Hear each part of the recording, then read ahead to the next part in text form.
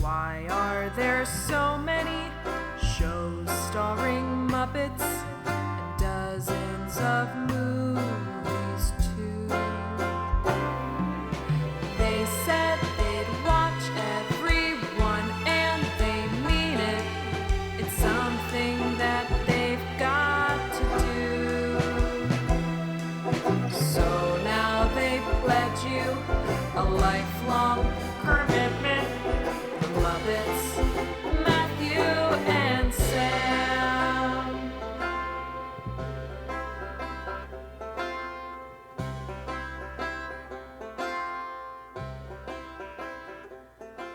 Welcome to Commitment, the podcast where two friends have vowed to watch all things Muppets. I'm Matthew Gatos. And I'm Sam Schultz. And this week we head into March of 1988 and check in just a little bit on our Sesame Street friends as we watch Sesame Street Special, a pledge drive special that aired on PBS. And we did watch and planned to talk about Placido Flamingo appearing on a grand night at the Performing Arts Salute Public Television, but previously I only found like 4 minutes for us to watch. And it turns out, in doing my research, I found the full concert, which is like 2 hours long. And we won't watch the whole thing in the future. Okay, But thank you. yes, there are like 4 or 5 more other Placido Flamingo bits throughout this, which makes more sense because the the thing we did watch this week, it seems like we're missing some storyline. Yeah, there's like several references to other things that happen. Yes. So, yeah. The thing we watched was from the middle of the show, so we missed out on some things. So we will come back and talk about this sometime soon, once we are able to watch all of the other bits to understand what the hell's going on. It was nice. I liked what I saw, though. It made me say, okay, Placido Flamingo's okay. I like this guy. Well, and I think we get a bit of that energy that we liked so much when Miss Piggy was on the PBS special we watched recently, where it is Right. making fun of the people who don't usually make fun of themselves. Yeah. But do you think the people who put that concert on were like, oh, we get Placido Flamingo? Thanks. I think some of them probably absolutely were, because I think there are definitely some stuffy people in those rooms. Yeah. And so you have a handful of people, the hosts, whoever, who are like, this is a lot of fun. This is great. But then you definitely have people who, donated $1 million to PBS or whatever last year and are like, come on, what are we doing here? We could have at least got Miss Piggy, please. But we did also watch one other thing, which is, of course, another Muppet Babies video storybook. This one was Volume 4, which contained the stories Baby Piggy in the Thunderstorm, Baby Fozzie on Cloud 9, and even Kermit Gets Grouchy. You know what? You were complaining about this one a lot on Discord, but this one went down real smooth for me. Ooh, I didn't mind it. Interesting. I think gonna disagree on that one because this one, I felt like I was going insane. Okay, I found it charming. But before we get too far into discussing that, I wanted to touch on a couple other things. One, as we're recording this, last week was the reading of the Muppet script performance that we previously had Matt Wilkie on the podcast to discuss. And I just want to say, it's great. By the time you're hearing this, I don't think you can go back and watch it. So I'm so sorry that I'm talking about it right now. But if you were able to see it and lucky enough, it was fantastic. Especially David Dastmalchian's Gonzo.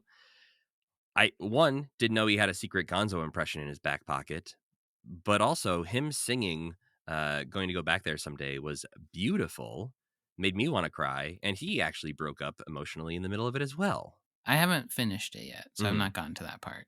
But what I liked about it was that you got to hear all the stage, like the direction. I don't remember what you call those in a screenplay. I think stage directions is kind of the same. Screen direction, stage direction. I don't know. I ain't no screenwriter.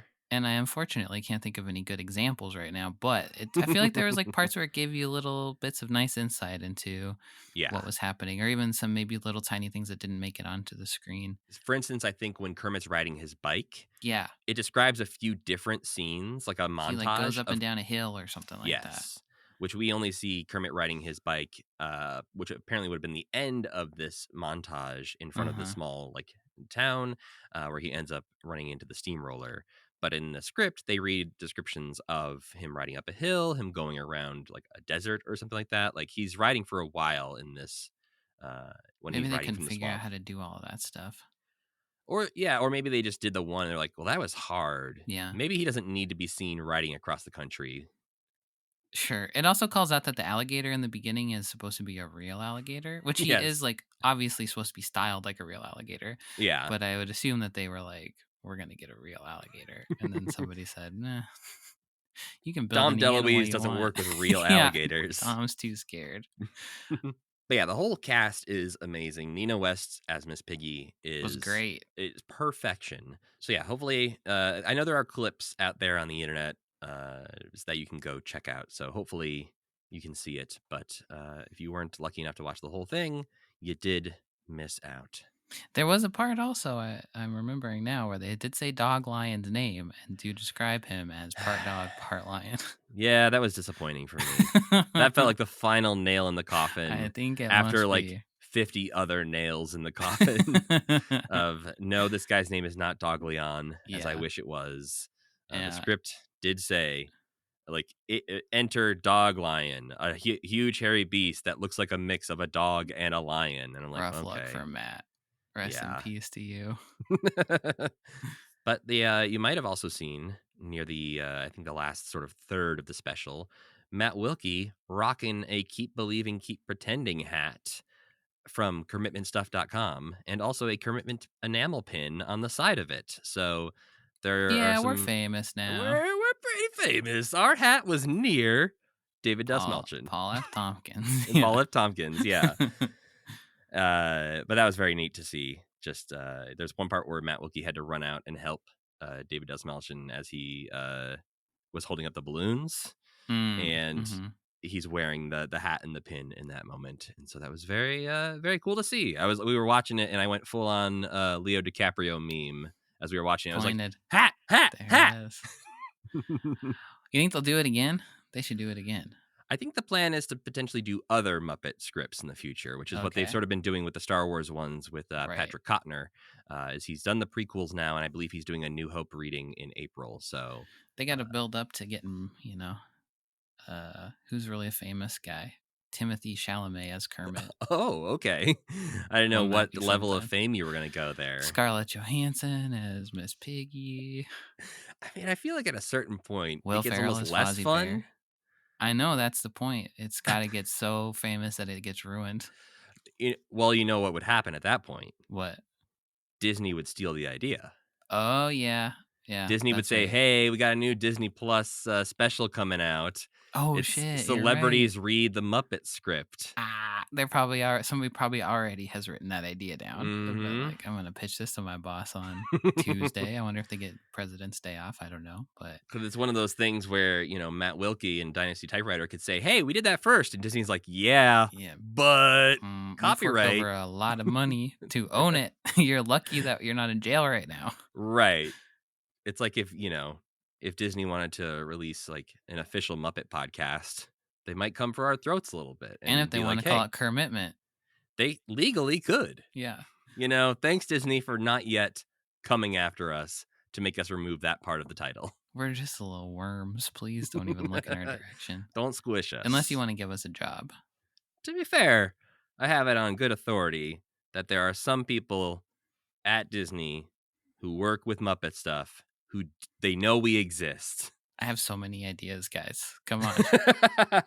We're going to be in Florida so soon. If they were really mad about our podcast title, they do know about it and could have done something already. What if we're there walking around in Hollywood studios and it's just like, Matt and Sam, will you please come with us? This is really entrapment. Bob Iger was like, I bet if we shut down Muppet Vision, we can catch those bastards. And all of our Patreon patrons are just like plants paid by Disney, who are like, wow, you guys should go. That's gonna be so great. You're gonna have so much fun here. We'll pay into your Patreon to help you go. It's all a scheme. We just walk into Muppet Vision and somehow we're the only two people in there for some reason. A big cage drops over both and of then us. It's like, oh brother, where art thou? Where the cops just come in from all the doors of the movie theater. I was gonna say it was like a different. It was like No Country for Old Men. Maybe is that what I'm thinking? Where just one man walks in with a cattle bolt. But yeah, I picture that just happening to us, and Sweetums pulls off his head, and it's Bob Iger being and he's like, "We got him. Gotcha." Damn. And then So the president comes out and they shake hands. the president? The Hall of Presidents version of him. Oh, no. Yeah, just make sure they get us out of Muppet Vision before they tear it down. That's what they're going to do to us. Tie us up in there. Or turn us into a Five Nights at Freddy's monstrosity. We're just going to be wired up there. We're going to be the new Statler and Waldorf in the balcony. Oh, no. For the very last show. Yeah, and they'll bulldoze us. Yep. It wouldn't be the worst way to go, honestly. It'd be appropriate. It wouldn't be a good way to go. We'd end up on that website, Yesterland. Do you know that website? It's like destroyed Disney, like old Disney rides. Yeah, I don't know if that's my legacy I want to leave behind. On the last day, 2 human corpses were subbed out for.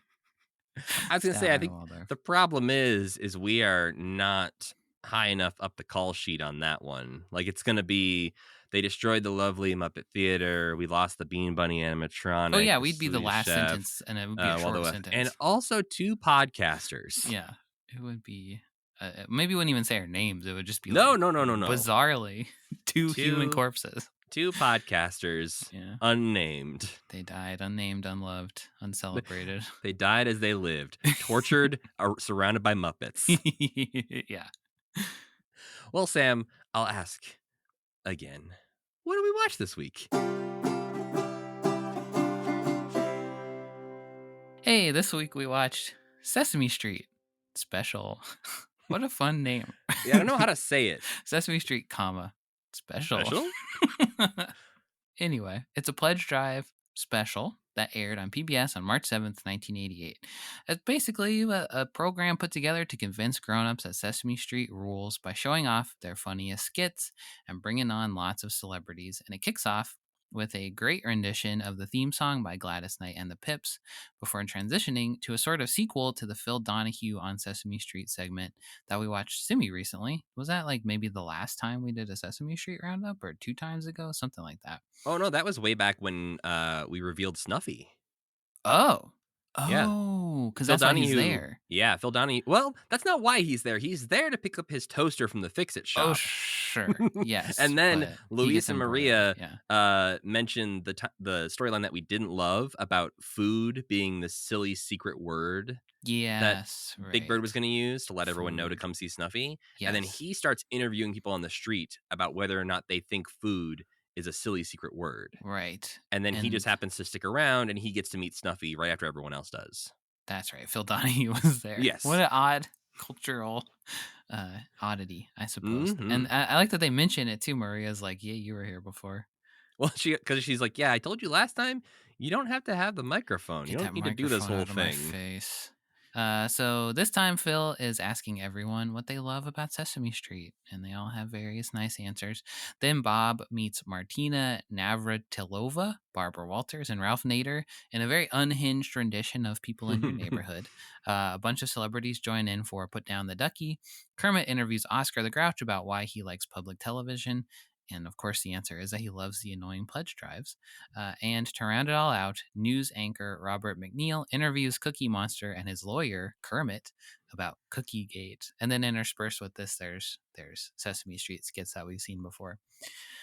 Then we watched another round of Muppet Babies Video Storybooks, Volume 4. And this time, Kermit isn't alone.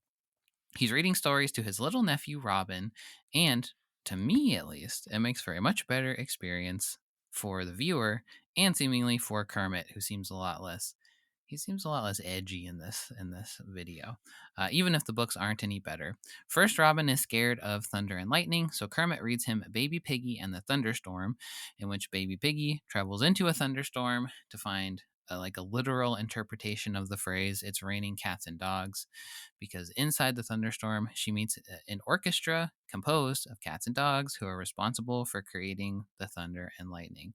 More importantly than that, though, at the end of the book, she and Kermit go outside, and it's not even a dream sequence. They are sitting outside, and we see it with our own eyes.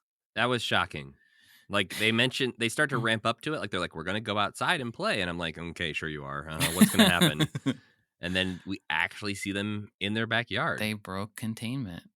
Next, Robin is still a little freaked out, so Kermit keeps up the cloud theme with the book Baby Fozzie on Cloud 9, in which Fozzie wants to tell his friends his new joke, but no one will listen to his new joke, so he imagines that his kite zips him up into the sky, where there are friendly cloud people who quote, "I'll always listen." Is that's like what they say, right? It's like, we're I going mean, up. they're very encouraging. No matter Yeah. what he's doing, they're like, You're holy shit, you're great. the best You're person we've the ever seen at best. this. Please don't leave us. Yeah. Anyway, it's even dumber than it sounds. And finally, Robin is embarrassed about being scared, so Kermit tells him that you should never be embarrassed about how you feel and reads him Even Kermit Gets Grouchy, in which baby Kermit wakes up on the wrong side of the bed and imagines running away to be alone, going to the top of a mountain, and ultimately into outer space in pursuit of this goal. And then at the end, he just stops being grumpy, I guess. And that's that. Well, Jim was up to a bunch of stuff in February and March of 1988. So the following all comes from Jim's Red Book, where they keep Jim's journal entries and add a bunch of extra context, which is extremely helpful to this podcast. So in February 1988, he writes VTR Fozzie Comedy Home Video.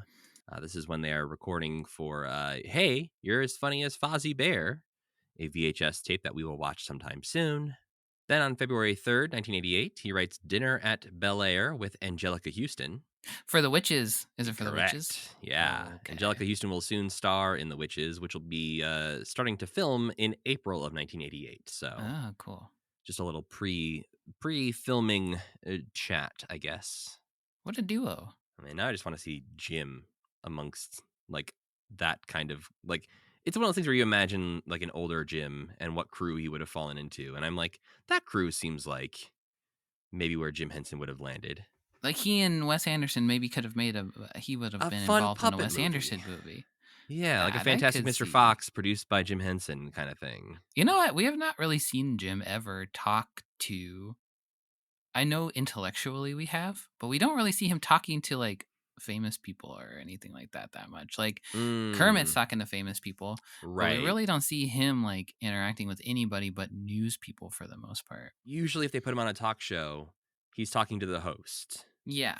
And he has Kermit often too. Yes, it's a little defense mechanism. Mm-hmm. But even when like he's had to address other people on the panel, if it's Ed McMahon or whoever, it kind of gets a little like awkward and not like a good conversational tone that quickly. Yeah, right. And I feel like you're right. I think we just don't see a lot of just chats. Yeah, like we've seen him talk about David Bowie, but we've never seen him talking to David Bowie. Right. And stuff like I would love to see him talking to David Bowie. Well, and some of the stuff we do see of him being a more casual, not on a talk show Jim Henson is the Jim Henson I wish we had more of. And so, I wish there were just more casual Jim videos out there of him just talking to Bowie, talking to Angelica Houston.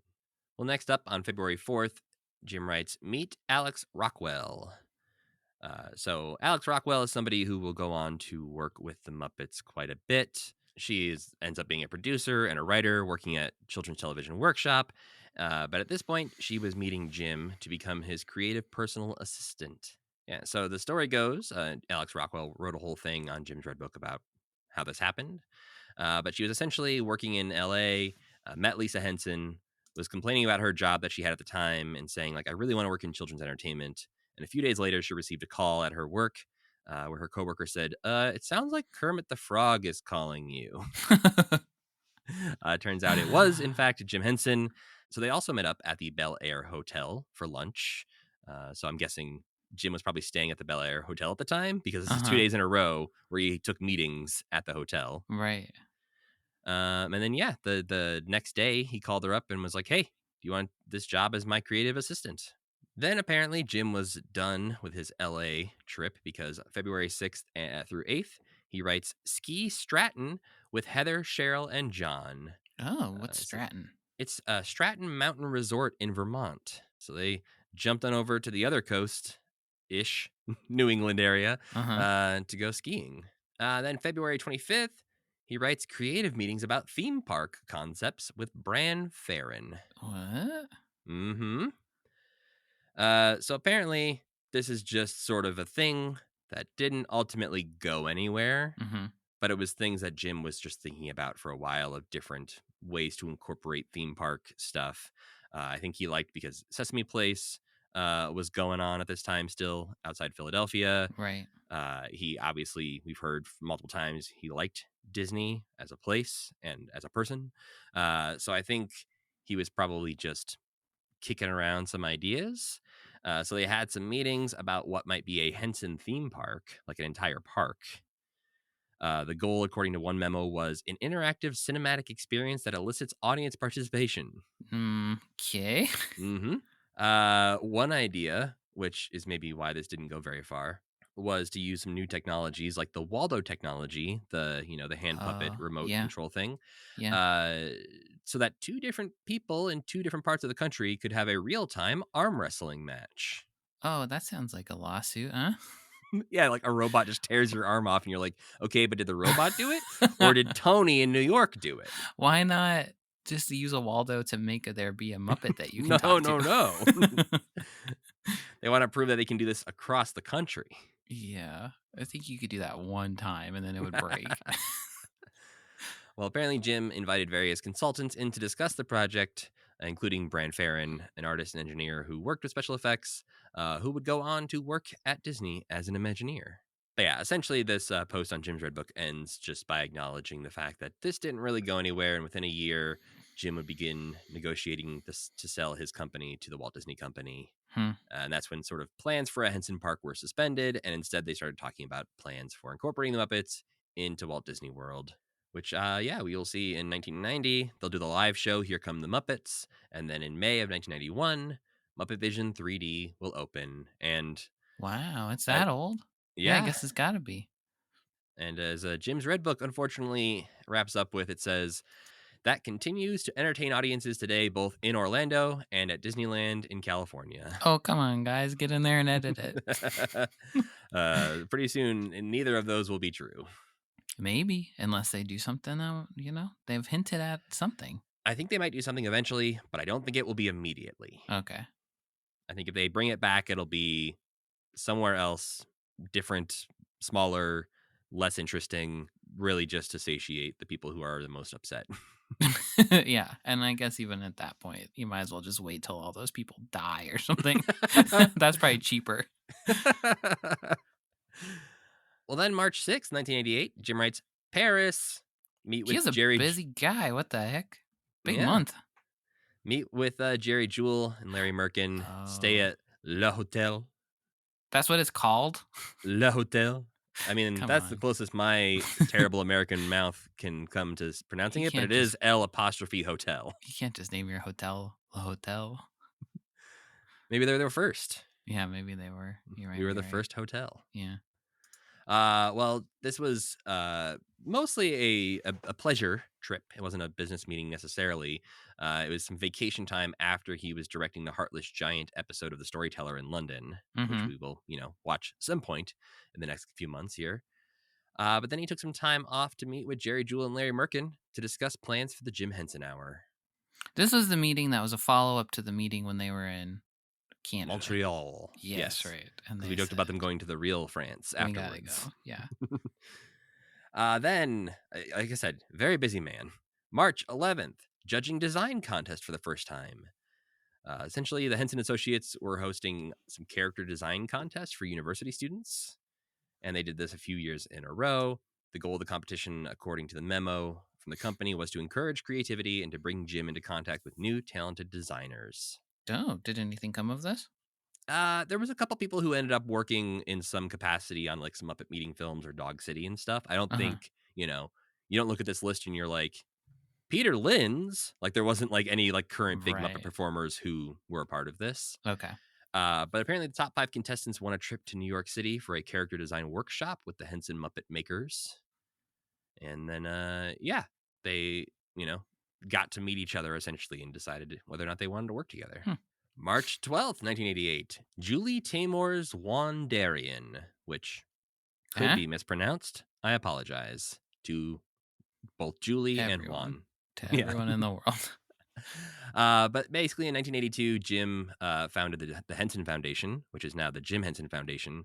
And this is the part of the companies that funds puppet shows throughout the world. They give Okay. grants. They want to promote and develop the art of puppetry. So this is under the leadership of Jim's daughter, Cheryl. The foundation introduces thousands of adults and families to the magic of puppet theater. And so one of the first honorees in 1983 was Julie Taymor, who, if you know that name, has gone on to do many, many, many, many things like The Lion King on Broadway. Okay. I And do know that name. Spider-Man Turn Off the Dark. Oh, that's it. That's why I know it. Yeah, I was going to say, that might be why you know her name. All the but articles I've read about that that play. Yes, but I do promise Julie Taymor is known for succeeding much more than she is things like Spider-Man. So wow. She's also done movies like Across the Universe and Frida and a bunch of other things. Okay. So very accomplished, and unfortunately did also do Spider-Man Turn Off the Dark, which injured a number of people. So yeah, she actually won a grant a couple of times from the Jim Henson Foundation. The first in 1983, and then again in 1988. She applied for and received a second grant for her adaptation of this story, which is Juan Darien. I am sorry. But it tells the story of Juan Darien, a jaguar cub who, with the love and care of a woman, is transformed into a boy. Huh. Okay. Cool. Yeah. You know what? The Lion King thing you mentioned is like when puppetry is too good or like integrated too well in the thing it's in, it's like people don't think of it as a puppet show. Because I would never say like that is a puppet show exactly. But it very much is a puppet show. Oh yeah, big time. But it just doesn't like never occurred to me that is like a huge scale puppet show that bazillions of people have seen. And they probably wouldn't say that either. Like the people who see it probably wouldn't be like, I'm going to a puppet show. Yeah. Like, I don't like puppets. And it's like, did you see The Lion King on Broadway? Oh yeah, it's amazing. It's like, yeah, I gotcha. Right.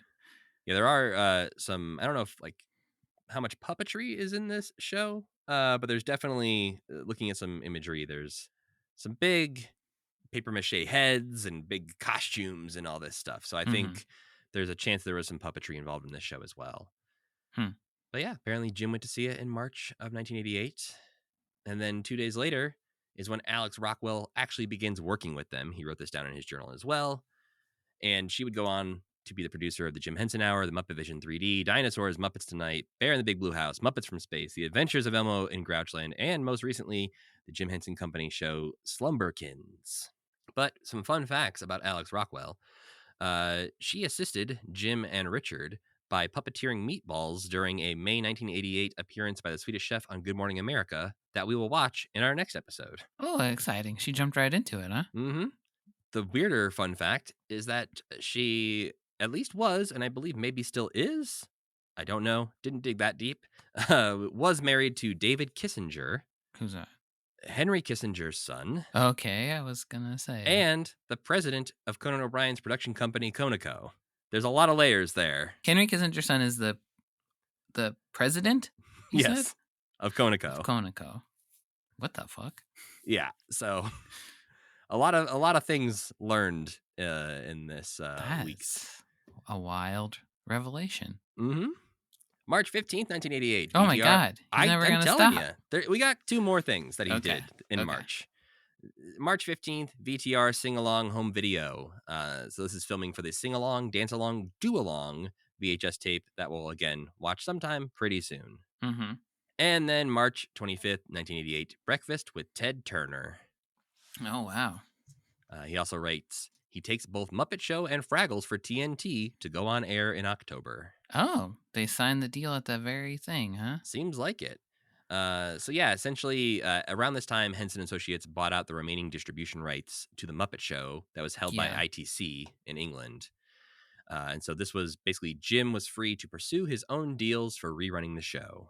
Oh, and TNT was so excited about having the Muppets that they made Crazy Harry stuff, right? Like that was like a big part of their identity at the time. Yeah, when we did our, I think it was when we did our Crazy Harry Tough Pigs podcast, we talked a lot about him being sort of a mascot for TNT for a short time there. Makes sense. Yeah, so they basically made a deal for Ted Turner's TNT channel to have exclusive U.S. rights to rerun Fraggle Rock and the Muppet Show for 4 years. Huh? Okay.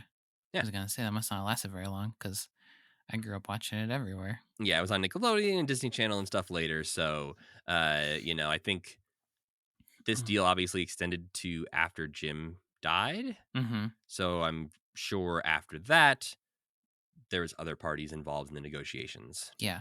It wasn't just two dudes having breakfast. But apparently also next year, 1989, the two of them will work together to do PSAs for the Better World Society, which is a nonprofit that Ted Turner created, to encourage the media business to use television to instill in citizens of all nations a sense of common responsibility for the fate of life on Earth. Wow. Didn't work. I mean, it sounds like a nice, big, grandiose thing that Jim would go, hell yeah, I'm on board with that idea. Oh, God. But Jim was quoted during this time saying that television is, quote, a ratings-driven, for-profit industry. Television is a cultural force and can do things for the betterment of the entire culture. That has enormous value that maybe you can't factor in the number of soap bars sold, but value that can make a difference in the quality of the lives we lead. We have to appreciate that and make sure that the medium offers more than just what sells this week. Oh, no. We need him back. Yeah, it wouldn't be it'd be nice to have someone around saying things like that. He was seeing out a couple decades. But yeah, that is what Jim was up to, which was a lot, in February and March of 1988. Somebody nowadays would have like Jim Henson flight tracker, where they'd be like, yeah, you want better the world? Yeah, I see you flew back to the Bel Air Hotel up to Vermont, down to New York a bunch of times. Of course, of 3 days. What's wrong with you? So first, we will talk about the Muppet Babies video storybooks, Volume 4. We do get a different introduction here, right off the top.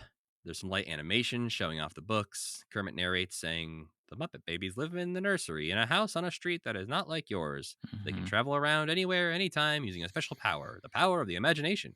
Can you imagine what it would be like to go with them? Join the Muppet Babies on this adventure and find out. Do you want to imagine? Yeesh. They got some pretty boring imaginations in this batch, I'd say. I mean, going up into the clouds multiple times. They're just doing like such pedestrian things in crazy places. Like they're going to the clouds to just like do the same stuff they do. Yeah, exactly. And like talk to a dog. All three of these are like, what if I went up? That's right. Everything would be better. Or I too would be high. Above the earth. Yes. Hey, you know what? That's what got Elon Musk started. Mars. And look where it's gotten Look where he is now, yeah. Well, we kick off with Robin in bed, scared of a thunderstorm that's happening outside. Kermit trying to reassure him, saying that he doesn't need to be scared. And there's actually a story around here somewhere about Baby Piggy and a thunderstorm. What a weird... It would be like if your uncle came in and said, somebody illustrated a children's book about your aunt one time when she was a baby. And I'm going to read it to you. Okay. Even Robin seems a little suspicious because he's like, was Piggy afraid of thunderstorms when she was little? And Kermit doesn't even answer him. He's like, well, why don't we read this and find out? The book is nothing about being afraid of the thunderstorm. It's like about learning how it came to be or something, right? I mean, she's scared at the beginning. But very briefly. And then when she goes up immediately, she's like, gosh, a bunch of dogs. This is fine. I feel like the entire lesson of this one is that there's a scientific explanation for everything.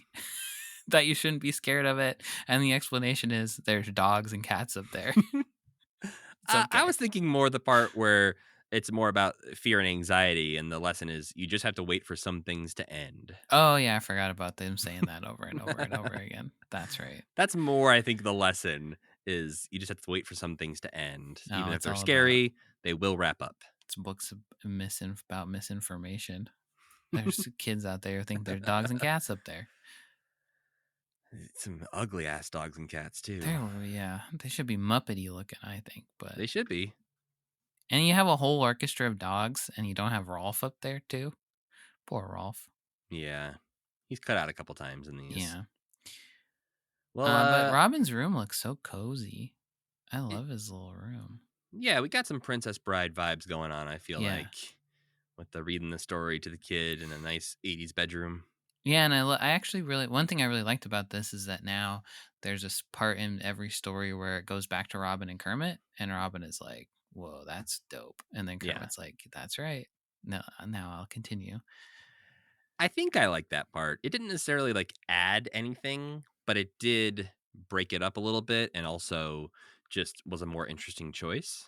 It makes it seem more fun to do. Like he's like Mm, Jim's there doing it with his friend now instead of just doing it by himself, and right. has a But little bit more reason to even be there in the first place. in my notes, I wrote, "Oh my god, I hate this one." But is this one of the ones you were charmed by? I just think this one I was charmed by because it cut to Kermit and Robin halfway through, and I was Okay. like, "Oh, they're back." Mm, This one wasn't horrible, I don't think. yeah. I didn't retain any of it at all, but I think the one with Scooter and Skeeter at the merry-go-round was so bad that yeah. that's like the new low bar for me, and anything that's not that bad is fine. Mm, Um, and then they went outside at the end, so that kind of erased any boringness before because I was like, "What? yeah. Didn't they get the memo? You're not allowed to do that?" When they turned the book in, they were like, "Well, it's too late to edit it and change it, but you are fired." Yeah, Kermit goes to read that page. He's like, "Whoa, whoa, whoa, whoa! I can't read Who let this. the babies out? Yeah. That's not who." There's also a scene where Nanny is seemingly drowning. That was kind of scary. Did you notice that part? Where like her legs are sticking straight up out of the water? I didn't see her legs. I didn't even notice that part. Yeah. When Is she's that when Fozzie's imagining. worried that she doesn't know how to swim? Yeah.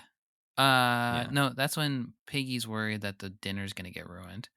She's like, it's gonna be really hard Oh, for Nanny to right. I cook forgot dinner about when that part. she's dead and drowning and bobbing in the water, and then her legs are like sticking straight up out of the ocean. Oh man. But when I'm watching these, what I'm imagining is a better world where Muppet Babies was kind of like a David the Gnome type super calm show where it's Okay. only like 11 minutes long, and Yeah. I'm seeing Piggy and she's like, "Oh, this thunderstorm something," and Kermit's like, "Hey, thunderstorms are all right," and then she just floats up to the sky and all these dogs are talking to her and she's like, "Cool, see you later," and then she floats back down to earth and the episode's over, and then they go outside and they splash around in a puddle and they say, "Everything's okay." And so it's like a Yeah. calm, there's like a calm version of Muppet Babies being expressed in these books. I didn't like the Fozzie one because that one felt too much like I could picture that as a full horrible episode of the show that we already have, where Mm. he's like bouncing to everyone and there's these very annoying cloud people who are like, "Wow, Fozzie, you're so great at that." Be like the Um, alligators, like the Three Stooges alligators that we had to deal with. exactly, yeah. But this one is just like she just goes up and comes back down and everything's nice and calm, and I like that. I think my biggest issue with these is there's none of the interpersonal relationship stuff really with Yes, the that's Muppet true. Babies. Like Mhm. we don't really get to know much about their characters, either individually or how they relate to each other. Yeah. I feel like very rarely is there any character based choices or interaction. Like it's just, hey, in this book, Piggy is scared of thunderstorms. If you Like, only read these also, you would think Kermit fucking hates everybody. Like the Kermit the Hermit one, and then even Kermit gets grumpy, you'd be like, yeah. "Man, this guy does not want to be there." Which is actually kind of true of Kermit. I feel like adult Kermit doesn't want to be there. But yeah, you're right. There is no like you maybe would know that Fozzie and Kermit are best friends, but you Hmm. wouldn't know who the fuck Rolf is or who Gonzo is really or anything like that. Yeah. They did, I just feel like they had a lot of ideas, but the ideas are more based on other like children's book ideas Yeah, as opposed right. to what makes a good Kermit They're children's not book. special. They're not Muppet special. That's true. Right. And it Like would be weird if there any was, babies could be in these stories. yeah, it'd be weird if there was a line in the book where I was like, and then Miss Piggy pulled Gonzo's nose so hard that, and then shoved it down his pants and then punched him in the face. But that's what you'd have to write if you wanted it to be like Muppet Babies. Right. I feel like the one where he goes into the closet and finds all the other Gonzos is pretty close to a character Yeah, based one. Obviously, like yeah, that's something that could definitely happen on the show right. itself. Him going into his imagination closet, like that, all feels pretty baked into the concept of the Yeah, show. But a totally. But lot of the them are saving the just, London Bridge one that he does, yeah, absolutely. nothing. Any dumb old baby could do that. But yes, Kermit is here to teach Piggy about what thunderstorms actually are, giving us some actual educational moments in this. Hmm. Um, Piggy doesn't seem particularly interested though. And doesn't I mean, listen, apparently also doesn't listen because she goes up and she's sees dogs. terrified.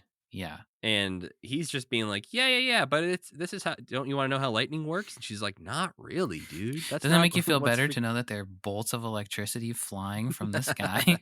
Yeah, that will kill you if you go out there.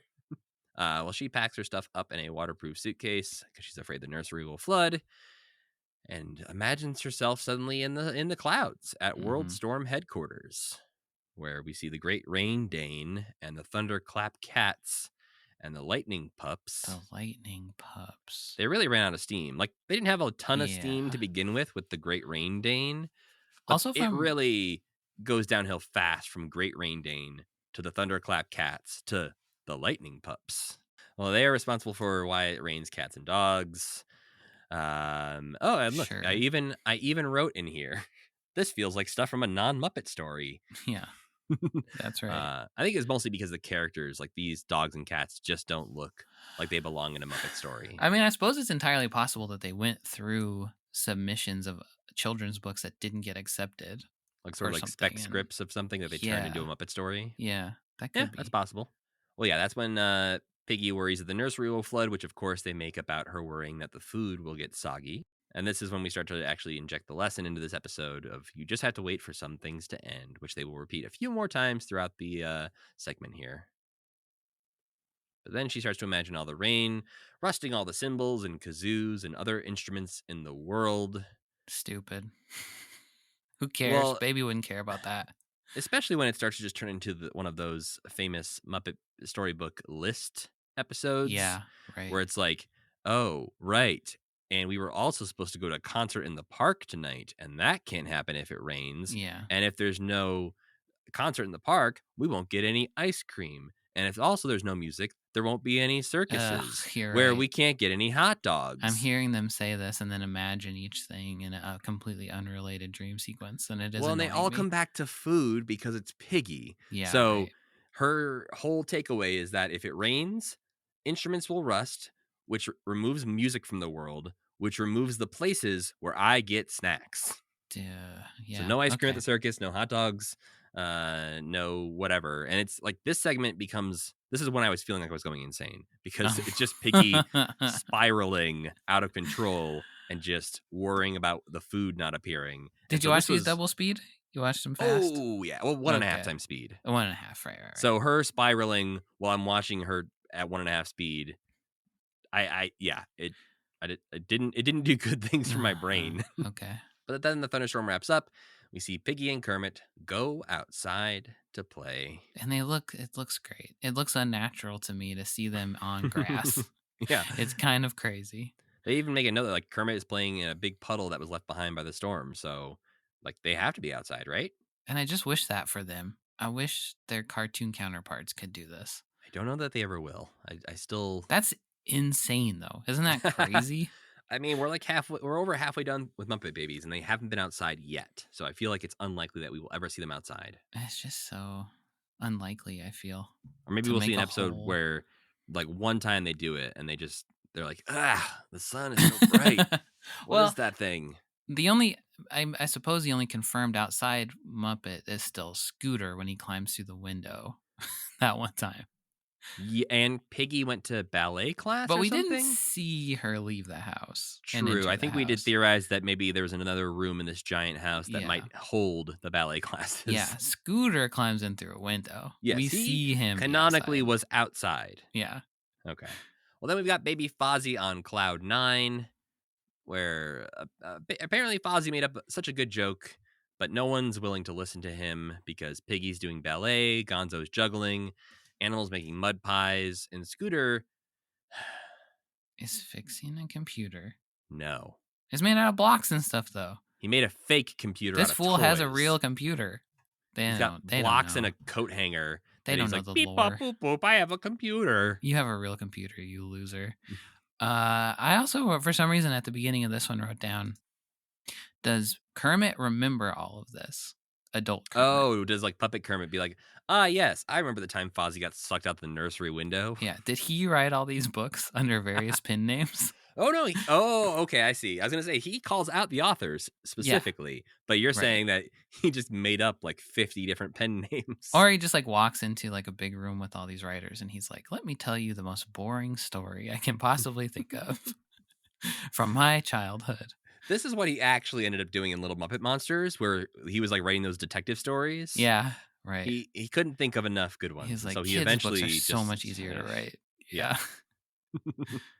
Well, Fozzie decides since no one will listen to him, he's going to fly a kite out the nursery window because he is not allowed to go outside. This is so sad. He's like, yeah, this reminded me of like a Simpsons joke or something.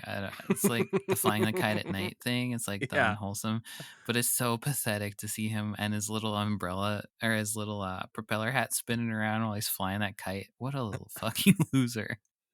Well, and it's so easy. This feels like one where they told the author, hey, the babies don't really leave the nursery. Yeah. Because there's no reason that he couldn't just go outside and fly a kite go in on the any other backyard story. and fly the kite. Yeah, like the rest of the story works if he goes outside to fly a kite. Right. But no, he's just standing in the nursery window flying a kite outside. How would you even get it going? Yeah, you can't run. No. I think you just got to hope for a really windy day in just the right direction. Yeah, it's just so... Fozzie's the saddest person in the whole world. But in this case, the wind pulls Fozzie out the nursery window. In this one, we actually see the outside of the house is pink. Previously, we had seen it as yellow. Yes, I think of it as yellow. Yeah, I mean, I think this just reaffirms that maybe the babies don't know what the outside of the house looks like because they don't get to go out there. Oh, no, you're right. But the kite pulls Fozzie up into the Cloud Islands. Where everyone always listens. Yes. It's a very sad fantasy world. Yeah, Fozzie's a sick man. I wish I had people who just listened and liked the things I did. What? Oh, in your wildest fantasies, that's what you're imagining. They don't want me to leave. They listen to me. They think what the things I do are good. Yeah. Well, yeah, he dances in a cloud ballet, and the cloud people beg him to stay, but he won't for some reason because he's like, Piggy's the real dancer. Piggy's thing, yeah. And so he then ends up on a juggling cloud. Here, once again, the cloud people beg him to stay. He goes to Mud Pie Island, and I think at this point, you get it. He's going to the islands of the things that we saw the Muppet Babies doing earlier on. Yeah. But he just can't find the right island for himself. It is weird that they picked two books where there's a orchestra in the sky to be in the same. Yeah. He gets to Rolf's Island, which is an orchestra island. And they cut back to Robin with Puppet Kermit and Robin saying, hey, that's sort of like the orchestra in Piggy's story. Yeah. Yeah, it's almost like that was a weird choice on our part. So Fozzie invents a cloud computer, a little ahead of his time there. Some kid read this book and got the idea. Yeah, it's like, the cloud? Yeah. We haven't had it. That's where they got the idea in a while, but this one's pretty definitive. Yeah, Steve Wozniak was watching this and was like, aha, I'm onto it. So yeah, Fozzie's trying to find his cloud and eventually lands on the Cloud Comedy Club. And they love his shit there. But then there's this mysterious Cloud 9 that is mentioned. Yeah. That actually, you think this is a good cloud? Nah, Cloud 9's where you want to be. And it seems like the revelation here is that Cloud 9 is the nursery. Right. Where everyone's together, everyone gets to do what they love, and they all like each other. Yeah. Ow. It's pretty stupid. Yeah, I think that's what I was getting at. It was just like, okay, and? It's a classic Wizard of Oz moral. There's no place like home, I suppose. Yeah. It is weird because they do show a picture of Cloud 9, and there's banana trees and stuff, and it looks like Fozzie Paradise, but then it turns out it's not real. I also, it's just I feel bad in these and in Muppet Babies in general when the person has when the person has a legitimate problem that they're trying to deal with, and then it is not solved, and they're basically just told yeah, but you're fine as is, don't worry about it. That's the next story too. Yeah. There's not even in the next one. There's not even a reason that Kermit is mad. He just wakes up mad, and they don't even make a big point of saying sometimes that'll just happen. I feel like, but yeah, you're right. He just wakes up, and then all the babies are like, okay, we're ready to listen to you now. Yeah. But it's not. There's no lesson learned. There's nothing really taught there. So I Right. was just a little bummed whenever that happens, which seems like it happens a lot. Yeah, and I suppose a good lesson for kids to learn is that sometimes you gotta just shut up and let people do the thing that they're working on. But I mean, given the way we've seen Fozzie get treated in the cartoon, Yeah. I think he's got some legitimate He gets gripes. treated like shit. Every time he Yeah. opens his mouth, somebody screams at him or throws something at him. Even Nanny is like, ugh. Okay, what do you got, Fozzie? Let's give it a go. Nobody else's jokes are any better than No. his. At least he is like trying. Nobody screams at Rolf for his stupid songs. That'd be a twist. Yeah. If he's like, da da da da da da, and they're like, wow, Rolf. that's all you got this week, Rolf? You've had better. Just gotta say. Why is that so much sadder than Fozzie? I guess we're just set up and used to Fozzie. Like Rolf, I don't know. It just is. Or like Scooter, he gets yelled at mildly for too much computer stuff sometimes. Yeah, or for just being a nerd. Yeah, Skeeter also can take a hit every now and then for being too aggro. That's true.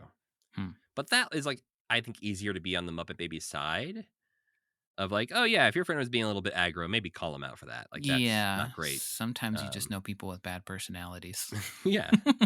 But yeah, if your friend is just, the not great at jokes person. Yeah. Can you imagine being friends with like a bad stand-up comedian and Being like, you suck every time he said anything at all? Oh no. I was very pleasantly relieved when I went to Hank's stand-up show and he was good. Because I was like, Hank, you've never done stand-up. I don't know how this is gonna go. But if he was bad, you wouldn't throw an egg at him every time he said anything. Probably not. But it was a relief that I didn't have to lie to his face. Well, you just take the Muppet Babies tact and don't lie. Just be brutally honest. Yeah. Oh, hey, everyone. This is my friend who sucks at comedy. He's a really bad comedian, which is literally how they've introduced him countless times. Yeah. Well, at this point, Robin doesn't want Kermit to tell the other Frog Scouts about him being scared. And Kermit's like, oh, it's all right. Everyone gets scared or sad or angry sometimes. And Robin erroneously says, I've never seen you angry before, Uncle Kermit. How? Then it's like a supercut of all of the times that Kermit screams, which is every single episode of The Muppet Show. Right. I feel like Robin, he'd cut to backstage of him just like cowering near the stairs, just watching Kermit fire Piggy for the fifth time. Yeah. That's one of his defining characteristics is being mad. Well, Kermit's like, well, I remember being angry once. And in fact, H.B. Gilmore wrote a book about me being angry when I was a baby. What weird. Kermit's like mind should shatter in that moment. I feel like when you like see Cthulhu or something and you're just like, I don't understand reality anymore. Somebody wrote a book about me being angry as a baby. Imagine going to the bookstore and you see the shelf of books about you as a baby that you had nothing to do with. Is this Muppets reading fanfic about themselves? I think it's more insidious than that. I think it is. I think it is the result of the Muppet Babies experiment. Oh, these are the logs. We're generating children's books with these genetically created there we go. Creatures. They didn't anticipate that they would grow up and want to become vaudeville performers. They just thought they were going to be weird babies forever, but they didn't make the experiment right. So they tried to stunt their growth, but didn't get the formula right. Yeah, they grew up. They started spawning asexually until there was just a bunch of them weird ones. Oh, well, if you want to hear more about Muppets reproducing, you got to listen to our last episode with Hank. Yeah. We get into the actual... Also, every other episode we've ever made, Matt. I think if you want to listen to us talk close to... get to the bottom of it. Yeah. If we actually dive deep into how some of this could have possibly happened, the Hank episode is the only one where we actually get close to an answer. And it's less impossible than you'd think. Sure. Yeah. He had real-world parallels to some of this is stuff. True. Yes. He humored us extremely well, I think. Yeah. Well, then the last segment here is the even Kermit gets grouchy. Baby Kermit wakes up in a grumpy mood. He gets upset. I feeling love deserted. his angry little eyes. I like this one because it was so. I think the illustration was really good in this one, and angry Kermit is so cute. But like all the Muppet babies are Yeah. drawn like ultimate cute as they could possibly be in this one. I think it looked like Yeah. a Mercer. It looked like a Mercer Meyer Little Critters book to me. Yeah. Kermit's angry eyes are basically, normally the line goes through like the dot in the middle of his eye. This one is the line is on top of the dot, like angry eyebrows, but within his pupil. Yeah, and I like also when people play with his pupils like that, like in those comic strips we read, where he had very expressive like eye lines. Mm-hmm. Well, he gets so upset that his friends decide, hey, we should probably leave this dude alone, which actually pisses him off even more because then he feels deserted because his friends left him alone. And so he decides to run away. And for a second, I was like, is he actually running away? Right. Is he actually outside? He's going outside again. No, they clearly show him imagining running away outside. Kind of a missed opportunity. To go outside? I don't think you want your babies to actually run away. Yeah, it's complicated. That's for sure. But if he had like run away, like my brother used to run away from home. Did you ever run away from home? I don't. But he'd like make it to the end of the driveway and be like, he would pack up a little suitcase and would he like proclaim it to everyone? Yeah, He was like, I am running away. Yeah, and then we'd watch him.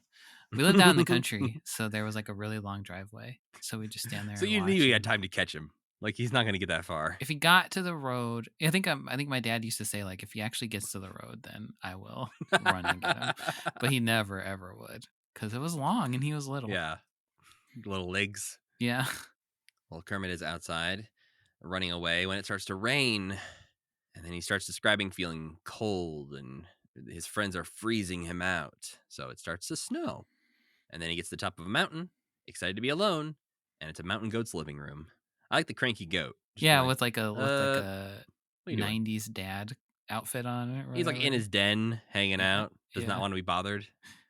And yes, at this point is when Kermit hops onto a moonbeam and rides it to a meteor so he can be truly alone. Mm-hmm. Another great line is, he hollers out into the silent universe. Yeah, he feels like screaming when he gets to space, which is fucking cool. And after he does that, the moon chimes in and says, did that make you feel better? I just like the moon, I don't know, calling out Kermit a little bit. Yeah. Like, oh, you feel better now? Huh? Uh-huh. How you doing? You little baby. The moon, this is a weird one too, where the lesson just ends up with the moon saying, hey, lighten up and have some fun. Just don't be angry. Yeah, chill out. You ever heard of it? So Kermit becomes a space cowboy and rides a shooting star back to Earth. And then that's where that one ends. And now I was going to say now in the real world, but close enough. And now in the real puppet world, the thunderstorm is over. And Kermit's like, hey, Robin, why don't you go outside and play? And Robin's like, I don't want to go outside. How about you read me another story? And since Kermit has the most recent book still attached to his hands, he decides to just reread the book they just read. Do this one. Yeah. This one seems like a good choice. But yeah, I thought these were fine. I liked the last one, and I really like the new framing device of, like, I think Muppet Babies would be a more fun show if it had a framing device of like Kermit 2 or something. Like, I don't know, just something to break up they need something to be able to cut to desperately in Muppet Babies so that you can have some leaps and like, because you're like watching them in real time. This is just occurring to me why this show sucks ass so bad. You're watching them in real time, so they always have to explain everything that they do to get to the next scene instead of being able to have like a B story where it cuts to another set of characters who are doing something else and then cuts back and it's like, now we're here. We don't have to tell you why you knew we were going here anyway. So nobody had to sit there and be like, doing laundry is like being on the Old West Trail. Instead, just do something else. I don't know. But yeah, if Kermit showed up every now and then and was like, those babies, they're wild, aren't they? I definitely think breaking Muppet Babies up into 2 stories per episode would help. Because you don't need that much time to tell those stories. And Nanny's Day Off was one of the better episodes, and it did do that. Yeah. But it also felt weird when Scooter and Skeeter had a whole story off screen. Seemingly excised from the episode. Yeah. That's true. They got too many babies also. That had another problem. Maybe Rolf can graduate or something and Yeah. move on. Rolf is 14 years old. It's time. Take off the diaper. Yeah. Go open your bar. You've earned it. I guess Rolf really might be like, if he's still a puppy, he might be like 3 months old. I guess he's aging differently than a frog. Yeah. No, I don't know how frogs probably grow really fast too. This is just like 1 week. The whole series is like 1 week, and then they all grow up into their adult forms. That's why we need awkward teen Muppets. We need to And see... they've tried to do it a couple times, right? There was in like book form. Yeah, but I was on Blue Sky the other day, and I saw a page. Oh no, it was Reddit. A page from a book of '90s design, a logo design, and there was one of the logos was like Muppet Teens or something like that. Muppet Kids, I think. Muppet Kids is the books they put out in the 90s. Oh, okay. They're like preteen versions of the Muppets, and I'm very curious to check those out because they do seem, at least interesting as an idea to see these like an age of the Muppets that we have not yet experienced in any way. I'm immediately seeing Fozzie with a pants on and no shirt, though. Yeah. That's definitely a choice.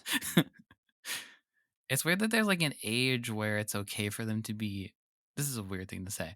There's an age where in their internal logic, it's okay for them to be naked all the time. Right, yeah. They age into nakedness. Yeah, it's like, Fozzie, you're old enough to take your shirt off. Someday you'll be old enough to take your pants off. Oh yeah, there are apparently, though, you can find on Muppet Wiki full character model sheets by Michael K. Frith of like Kid Kermit. And there's like an animation cell of Kid Kermit as well. So they apparently explored the idea of doing a spin-off later on of aged up Muppets. But yeah, they use the Muppet Kids designs for some other projects. Like they have books, they have CD-ROM games. They have a great computer book called Kermit Learns Windows. Oh yeah, I'm looking at that right now. Oh, he's a little guy with a little stripy shirt on. And there's an aged up Skeeter that I've never seen before. Yeah, I don't think we're gonna read all of those, and I don't think there's VHS storybooks of Kermit reading them to us. So we might have to dive into a couple when we get into 1991. I think is when they start coming out, maybe even earlier. But yeah, we will. If you have any recommendations for Muppet Kids content that you think is worth checking out, let us know. Are they still orphans? No, Fozzie's got full on mom and dad, and I'm seeing them. Yes, his dad's got a mustache, which is hilarious. That is pretty good. These books are wild. Yeah, there was even Muppet Kids Happy Meal toys in '89. So, well, maybe we'll eventually talk about some Muppet Kids, but for now, we still have some Sesame Street to discuss. Because on March 7th, 1988, they aired Sesame Street Special. I don't think there's a question mark. I think they know what they are. Why this? Why call it that? It is a very extremely bad name for. Why couldn't they call it the Sesame Street PBS Pledge Drive Special or something like that? Or just like a Sesame Street Special. Yes, that would be good too. Anything is better than a comma. That I don't know what it means. Could have been a semicolon. Even that maybe somehow would have made more sense. It at least would have added to the confusion of just like, okay, sure, why not?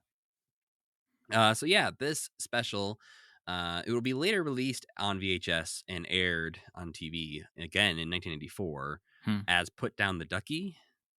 Like rename it and repackage that it. Seems like a stretch. Yeah, well, so there's changes that they make to it in various ways. Some of them they reshoot some of the Cookie Monster stuff as Alistair because they take out him smoking a pipe at the beginning and end of Monster Peace Theater. That stood out to me a lot for some reason. Yeah, seemed like too late in the game for him to still be smoking. Yeah, apparently by 1994 they agreed with you and decided to cut that out. They also cut out references to the pledge drive, like they cut out the entire Kermit and Oscar interview.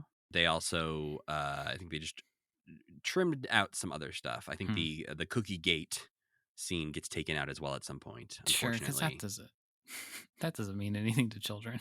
No, but it is the best part of the entire thing. It is really, really good, yeah. It's funny that that's like basically the last thing too, and they like never go back to the street or say goodbye or anything.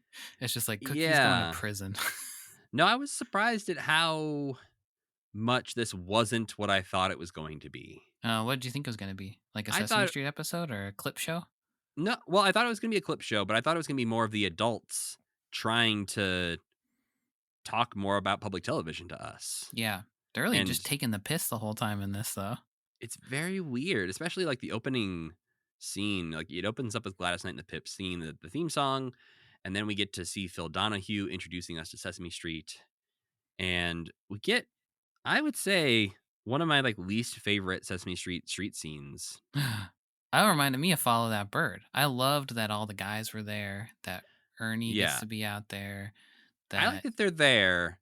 To me, it just goes on for a it long time, that's true for sure. and I don't understand the point of it ultimately Yeah. at the end. It never like states its goal of being like Phil Donahue should just say it's it's pledge drive time. Sesame Street's important. We're gonna Mhm. ask the people of Sesame Street why they think it's important. But it's never like that No. clear. Especially when they start off with like Oscar complaining about what's wrong with Sesame Street. Right. Maybe And now's not the time, Oscar. yeah, he says there's not enough arguing or fighting or trash. And Maria is like, actually, there's the perfect amount of those There's things. plenty of trash. She does say it. There's trash. Don't worry about it. But the Count complains there isn't enough counting on Sesame Street, which is just a lie, sir. Does this seem like a particularly verbose Count, too? Like, Count is managing to get several sentences in a row out without starting to count. He doesn't seem like if regular Count is like he has got hit on the head recently. This is like Count before, like every day he wakes up and he opens up his closet and the bowling ball falls on his head like Fred Flintstone, and then he's like, I love to count. But this is Count who didn't open his closet that day, who still likes to count, but he also has other concerns. I mean, maybe it's just when he believes in a cause, his vocabulary expands a bit, and he is like, this is my moment. That's right. Oh, yeah, it's like Mr. Rogers in front of Congress or something. It's like, oh, I didn't know he could speak so beautifully. And then everybody starts going, slow clapping for the count. But instead, what we get, instead of a slow clap, is Ernie interjecting and saying, hey, Rubber Ducky has something to say, which pisses people off for some reason. Well, they all Bob, he's not real. Yeah, but we've been through this before with Mr. Snuffleupagus. I think we know to calm down a little bit, Bob. Bob's been living here a long time. He's sick of this. Yeah, he is very quickly like, I don't think we need to hear from Rubber Ducky. Yeah. And Uncle Wally and David stand up for Rubber Ducky and say, let the ducky squeak. Yes. There's just something so funny to me about when Uncle Wally starts talking and Phil Donahue's like, yes, Uncle Wally. He calls everyone by name, which is very good. Yeah. My favorite part is that I know this couldn't be what actually happens, but because Uncle Wally says his bit about, I think we should listen to the duck, let the ducky squeak. And then David is just like, hey, Phil, let me talk now. Yeah. I'm going to say, let the ducky squeak too. Uh-huh. It almost seems like David wasn't supposed to have a line there, but that like Northern Calloway decided that he wanted to be a part of this too. My interpretation of it, from a lot of the people actually, was that they watched a lot of Phil Donahue and they knew exactly how to act. That's a good point. In the audience, because they're like rowdy. A lot of them are rowdy. Well, and Gina keeps doing the like look at the camera like hi mom thing. Yeah, right. That's a good point. So maybe that's what it was. Northern was like, oh, I know how this show works. Yeah. Watch this. Okay. Yeah. That makes more sense, because for me, it was just more of the, like, you have him interject and then he just says the exact same thing that Uncle Wally said. Yeah. Which I guess probably did happen a lot on the Donahue show. Right. Was people just like standing up with not really anything to say. I would say he probably went off script there, but then the people were, the production staff was like, dang, gotta hand it to him. He knows how to be on Phil Donahue. So they let the ducky squeak, and during the squeaks, we also get a duck, honkers, dingers. I like this part, and they're all screaming at each other. Interesting. I thought this was the part where it was starting to rub me the wrong way. I think it's a funny inversion of, it's like a Donahue thing where everybody on stage is screaming at each other. I think that's the problem, is like I wasn't watching this thinking about Donahue and his show. But now that you point that out, I think it makes more sense to think of it that way. Yeah. As opposed to just I was watching it as a Sesame Street episode, And I was like, guys, what are we doing here? I think you have to watch it as an adult in the 80s who yeah, has to be convinced that Sesame Street is fun, Yeah. is like funny and good. I watched some of that stuff when I was a kid too. I watched Ricky Lake, and I watched Sally, Jesse, Raphael. Yeah, totally. Jenny Jones. Yeah. So the people screaming at each other, Mm-hmm. I can relate to that. I can understand what they're going for. But yeah, I mean, it is kind of annoying, but I thought it was kind of a funny idea. Honestly, now that you point out that context, I think I can look back and like it more. It's weird how sophisticated this is. Like, it's trashy and sophisticated at the same time. Like, so many celebrity guests, but it doesn't feel like a PBS thing, and it doesn't feel like Sesame Street. It feels like like when Bob sang about like the prostitutes at that rap show, you know? Yeah. It's like that, but people can see it. Yeah, and so we get a consumer advocate as a person in your neighborhood. That was so funny. I knew he was going to rip Bob's sweater apart, and I was so excited when he started to do it. It's well, the beginning segment wraps up with Linda telling Phil. I think I just smashed his name. Donahue would be a Sesame Street character, though. Well, I think I took Phil Donahue and just cut out all the middle letters and just said "phew." My friends call me Phew. Well, Linda says we all really like kids here on Sesame Street, and I guess that's their final argument for like, please give us money. We promise we like these kids. Yeah. And yeah, I guess a little background on Phil Donahue. He was a pretty controversial person at the time because he was, sort of a trailblazer in that daytime talk show in the world. Trash TV thing, yeah. Yeah, and he would bring, like, at the time, taboo topics to daytime TV, like atheism, feminism, LGBTQ rights, and shine a spotlight on things, while also at times having members of the KKK on his show. Yeah. And so people, basically, the generous read of it is that he was working to give platforms to people who weren't being given platforms anywhere else, whether or not he agreed with them. But he was willing to like have people on and have conversations with them. But he was also called out for this because a lot of people said that he was doing it just for the ratings, right, and not genuinely trying to dive into some of these issues. Yeah, there's like a sideshow act element to all of that kind of television for sure. Right, and I've seen clips in both directions where I'm watching him have like what feels like a very genuine conversation about a hard issue, and I'm like, oh, okay, he seems like he cares. But then I also know, I think later on he got more carnival sideshowy about it. And in general, I'm just not familiar enough with his decades of work to make a call about how I feel about Phil Donahue. But after we watch every episode of the Phil Donahue Show and make a podcast about it, then we'll be able to say. Yeah. The last controversial note I found about Phil Donahue was that in 2003, he was fired from his MSNBC talk show because he let people come on who were against the U.S. invasion of Iraq. And MSNBC was like, we're not going to allow that. So what? Then what is anything for? What is the news for? What a great question that we definitely don't have time to dive into at this moment. Instead, we have to enjoy some Monster Piece theater.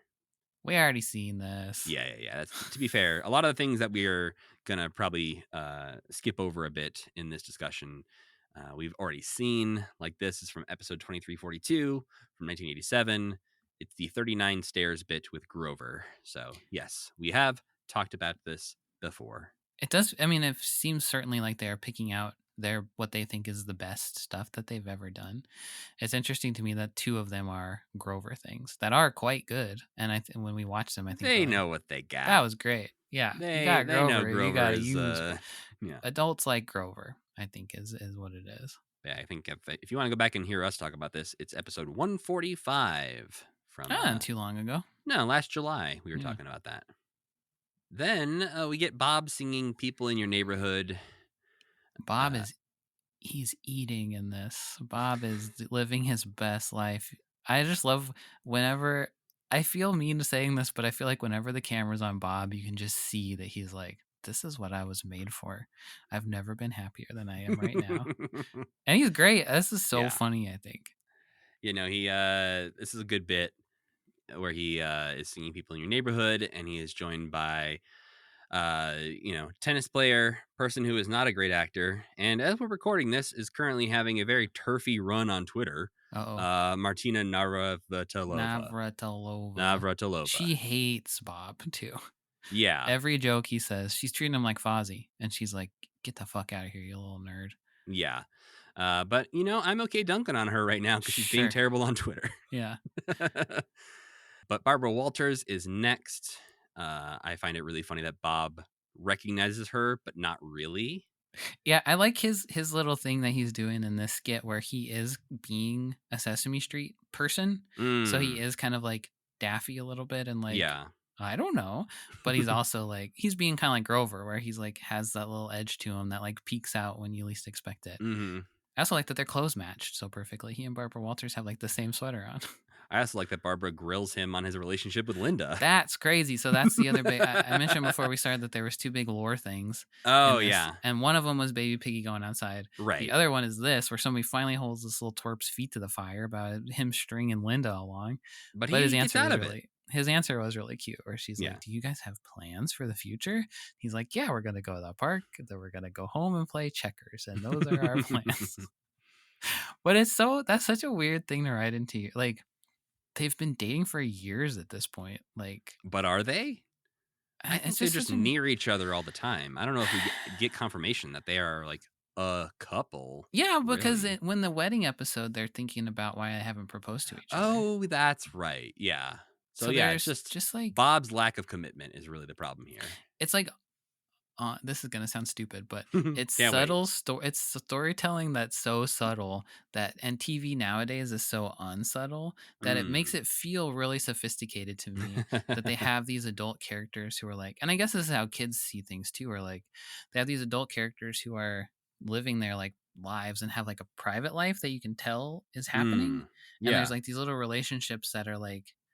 I don't know. Maybe it's just the outcome of like we're making so many episodes of a show that you start to like pick up on these rhythms and stuff between characters or something. But I don't know. It's just so weird that like relationships grow so like organically on this show, I guess. Yeah, I'd be curious what kids at the time thought. Like I know, I think I was one of those kids who I assumed like Maria and Luis were like a real couple in real life because I don't like understand that they were actors and that those weren't even their real names. So I'm curious, like a kid in the 80s, if they assumed Bob and Linda were a couple, or if they were just two separate humans not in a relationship on Sesame Street. And that's the thing where it's like, then why even bother having them be in that relationship? Like, what is there to gain from that? I guess they need to like you got to do something. Well, I guess they maybe want some examples of non-married couples. Yeah, sure. And so if they keep marrying off all the other people, they're like, okay, well, we got to keep some of you not married, I guess. Right. I guess that's true. Well, the plot twist here is that the third person is Ralph Nader, seen checking the wheels on a wagon, which leads to the poorly fitting into a rhythm verse of the song about a consumer advocate is a person in your neighborhood. Yep.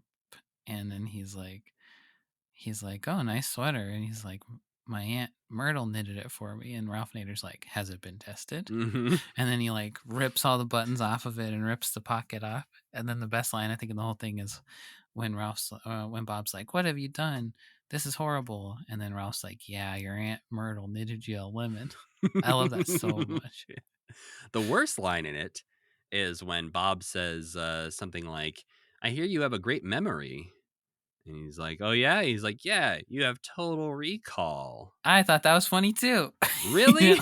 Yeah. Who is that joke for, Sam? It's for the 80s adults in the audience who are like, this Ralph Nader, what a square. He does like to recall things. Yeah. I don't know shit about Ralph Nader. I know he ran for president a few times. Yeah, and that has not happened yet at this point. 1996 was when he started. Okay. At this point, he's just all about seatbelts and stuff, right? He is the seatbelt guy. Right. Like, people hated him because he was the seatbelt guy. Yeah, they hated him because he wanted seatbelts in cars. Insane. Yeah. Well, then we get the Put Down the Ducky segment where Ernie and Hoots kick off Put Down the Ducky, and we get a ton of different celebrities singing the song. Like Jeremy Irons. Why was Jeremy Irons there? Why not? I don't know. Everybody else was like, not everybody else, but he must have been on the show at some point. He is just such a, like, I don't know. That's just such a leap to me, I guess. I mean, I wonder what he was in around the time, because Muppet Wiki says that while he was in this, he also appeared in a segment that was going to be on Sesame Street that didn't get used. Oh, too scary. That's what it is. He's too scary. According to the press release, Big Bird pretends to be a famous talk show host and interviews a person on the street who happens to be Jeremy Irons. Oh, okay. So, yeah. So at some point, Jeremy Irons was going to be on Sesame Street and apparently filmed something. And while he was there, they got him to sing the Put Down the Ducky. I think he's more dancing than singing, to be fair. They cut to him a lot just dancing. But yes, he is sort of a scary dude. I mean, he's probably there promoting the movie Dead Ringers, in which he plays evil twin gynecologists. I bet that's why he was there, which came out that year. Are they both evil and both gynecologists? I've never seen it, but I think one is less evil than the other. Okay. And the evil one uses it to his advantage that they are twins. It's a David Cronenberg movie, so okay. Let's say, what are the odds that they both end up being both of those things? That is, evil or gynecologist. You gotta pick one. You gotta pick one. What my high school guidance counselor told me. Well, your high school guidance counselor, whose task is to figure out which of the identical twins is evil, and then steer them into the career path they should be on. And tells the other one, absolutely do not take the same job as your evil twin. That's going to lead to a lot of confusion. Problems for you. Yeah. But we got Pee-wee and Cherry. We finally got Pee-wee in a Muppet production, sort of. Well, we already saw Pee-wee. We saw him doing the alphabet recently. Yeah, I guess so. He's never going to talk actually to a Muppet, though. He's not allowed. You can't have Cherry and Kermit in the same room. That's true. She'd eat him. Oh, no. She's a apex predator. What if you have like Sweetums and Cherry in the same room? Who wins in that fight? I think all of Pee-wee's Muppets are more dangerous. His puppets are like, they have to be kept away from the Cherry does have some teeth on her, doesn't she? Yeah, they're a little pointier and scarier in general. Ugh, yeah, I don't want to run into Cherry. No. Looking at her again. And your feet are really close to where her mouth is. Yeah, like if you go to like pick up your feet for a second, she's like just take a look. Ankles. Sorry, I can't help it. She's nice though. She's nice. She'd never. Dog chair might though. That's a dog and a chair. That's not good. But yeah, we get to see John Candy and Madeline Kahn and Pee Wee Herman, the New York Mets, a bunch of people. Yeah, it's a lot of fun. This is one of those things that goes around from time to time. It's just like a clip from Sesame Street. Paul Simon seems like he's taking this a little too seriously to me, though. Agreed. Yeah. I think that's just his vibe, though. He's got a bad aura. Yeah, I don't feel like Paul Simon's a person I want to have a conversation with. No, and I feel like most people who've worked with him also say that. And from what I remember from reading Carrie Fisher's book, maybe also people who were married to him. Well, next up, Kermit interviews Oscar the Grouch about why he likes public television. And I wish Kermit had interviewed more people throughout this. Maybe even him and Phil Donahue interviewing each other. Oh, that could have been fun. Mm-hmm. A little in the mirror kind of situation. What stood out to me is that Oscar's huge. He's an apex predator. He could eat Kermit in one gulp. This is like when we saw Elmo and Kermit near each other, and I was like, holy shit, Elmo's bigger than I feel like he's supposed to be. And this is, Oscar next to Kermit really stands out as much bigger than I just imagine him in my head. It's just like marsupials and mammals. It's like the Sesame Street Muppets got bigger in their like parallel evolution. Yeah, I'd like to see a Fozzie next to an Oscar. See what we got working with there as far as size comparisons. Yeah. Well, yeah, I guess you're limited by the size of the human hand in some of these. Like they have to be at least in scale with that. Like Kermit is hand size, but it's also interesting that like when you think about the fact that Robin and Kermit essentially have the same head. Yeah. But they just feel like such different sizes of puppet. Yeah, right. Well, and to me, I would think Oscar was I guess I don't know. Just thinking of him that big freaks me out. No, he's never looked as big as he looks in this moment when he Mm-hmm. pops up behind Kermit. But yeah, Kermit's trying to pitch him what's good about public television, and my favorite is how Oscar's gripes they have to like make very specific because it's about PBS offerings.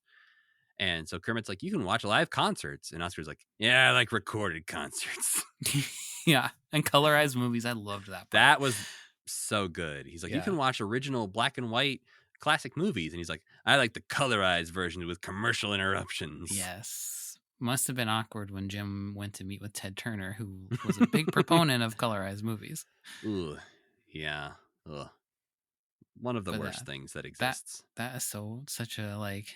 That's one of those things where it's like some people just think it's fine, and it's impossible to like convince them. Yes. That like no, they didn't make some movies they made in black and white when they could have made them in color for a reason. They didn't want it to be in color. Yeah, I have the last few editions of It's a Wonderful Life that have come out. Mm-hmm. They offer a colorized version on the disc usually. Like even the more recent 4K restoration that I have, you can watch the colorized version if you want. Yeah. It's like, no, why? That's not why you buy the 4K restoration of this film. I could see like if you, because I think they played the colorized version a lot, like on TV at a certain point in history. Right. There's a point at which these became, if you're nostalgic for that specific thing, but I don't think It's a Wonderful Life was like until the 70s or 80s. Yeah, that they put out. Like if they had done one in, the 40s or 50s. I could see holding on to that a little bit more of like, oh, this was the creators wanted to do a George Lucas and put out another version or something. Like oh man, I have the tattoo on my arm. The Le Voyage de la Lune. Oh yeah, right. George Méliès. Like he used to hand paint his films. And so you can watch some of them in color. But yes, you're right. That was his choice. Ted Turner didn't decide to take the trip to the moon and colorize it later on for TNT. Yeah. It's like the AI art of its time, honestly, kind of, where people who colorize it just can't understand there's also it's bad. There's also a lot of them that are just horribly, like overly saturated and colorful in ways that is very unnatural. I also had an Ed Wood DVD box set at one point, and there was some colorized Ed Wood ones on there, and the Plan 9 from Outer Space colorized is just some very bold color choices. Weird. It's like a thing that they couldn't do subtly, and I think the technology has gotten better through the years, but the idea of whether or not it should be done is still debated, and especially with the technology at the time, should not have been done. Should not have been done. Fuck you, Oscar. But that section wraps up with Oscar revealing that what he really loves about public television is the pledge drives and how the phone banks interrupt the program. You see ringing phones and some guy telling you that they need your money. Yeah. Which of course is the moment where the special cuts away to go to a pledge drive statement. Then we do get to see something that we haven't seen before. It's Patti LaBelle singing "Oh, How I Miss My Ex." This is from 1986, but we have not seen it before in our watchings. But it's real fun and good. Yeah, it's great. And also weirdly sophisticated. Mm-hmm. Oh, yeah. Like, again, the idea of somebody coming on and singing about their ex on Sesame Street is not necessarily something that's for the kids. No. It is, of course, the letter X. So it is, okay. Of course. Yes. We do get to see at the end, she goes over to a table where the ex is sitting watching her performance. Yeah, she literally is missing him. She can't find him. And then she does. Yes. A fun fact about this, apparently in 2019, Patti LaBelle appears in the 50th anniversary celebration special and is part of a big group singing the Sing a Song. And guess who stands next to her during that performance? The ex? Her ex. They got married. Then we got to see something that we definitely have seen before and have definitely talked about before. But an all-time favorite of mine. Yeah, it's Grover, the singing and dancing waiter, where he works in a Mexican restaurant, and they have their classic problems with Mr. Johnson and Grover. Yeah, even worse than usual, I'd say, though, maybe. Well, it's actually not really Grover's fault. He has a job to do. He's got to dance, and they wax the floor too much. Yeah, but I think maybe prioritization. Sure. When is the right moment to do these things? Yeah. Maybe that's something Grover could get a little better about. That's true. He could learn some lessons from this experience, I think. I love when he says, "Stay cool, Manolo." Yes, the guitar player in the corner. Yeah. If we talked about this, like when it actually came out, it would have been season 14, which would have been episode 81 of this podcast back from December 2022. We were so young. But I don't know if this was something that we caught when we first talked about that season or if it came up later, because they definitely re-air this in a number of episodes. And then Very funny, though. Great choice for impressing adults. Yes, showing off more and more Grover is always a good choice. Speaking of another good choice, we get to see Sing Your Synonyms, something we haven't seen before, from episode 2331 from 1987. And it's Luis and Maria visiting a museum and looking at different sized pictures, both tiny and giant, and coming up with synonyms for those words. Yeah, arguing about, well, I'd say it's teeny tiny. Well, I'd say it's little. And then things go insane. Well, we have Susan and Gordon's faces appearing in the Egyptian painting, Telly's face appearing on the Mona Lisa, Elmo popping out from a suit of armor, and Bob revealed to be the statue of Atlas holding a giant globe with a muscle suit on. And it's low quality enough that he is there the whole time. Yeah. And when they passed that statue, I was like, that's a weird looking statue. And then it's a whole ass Bob. What a great surprise. Yeah, when they first passed by it, I noticed it, but didn't understand like that it was a human. Yeah, right. I thought it was like a foam carving or something. Yeah, but it's very prominent. And then to find out it's Bob in either like a muscle suit or painted on muscles or whatever's going. Or Bob's cut. Bob secretly super cut. Yeah. That's why he's got to wear the big sweaters all the time. The big sweater hides it. Yeah.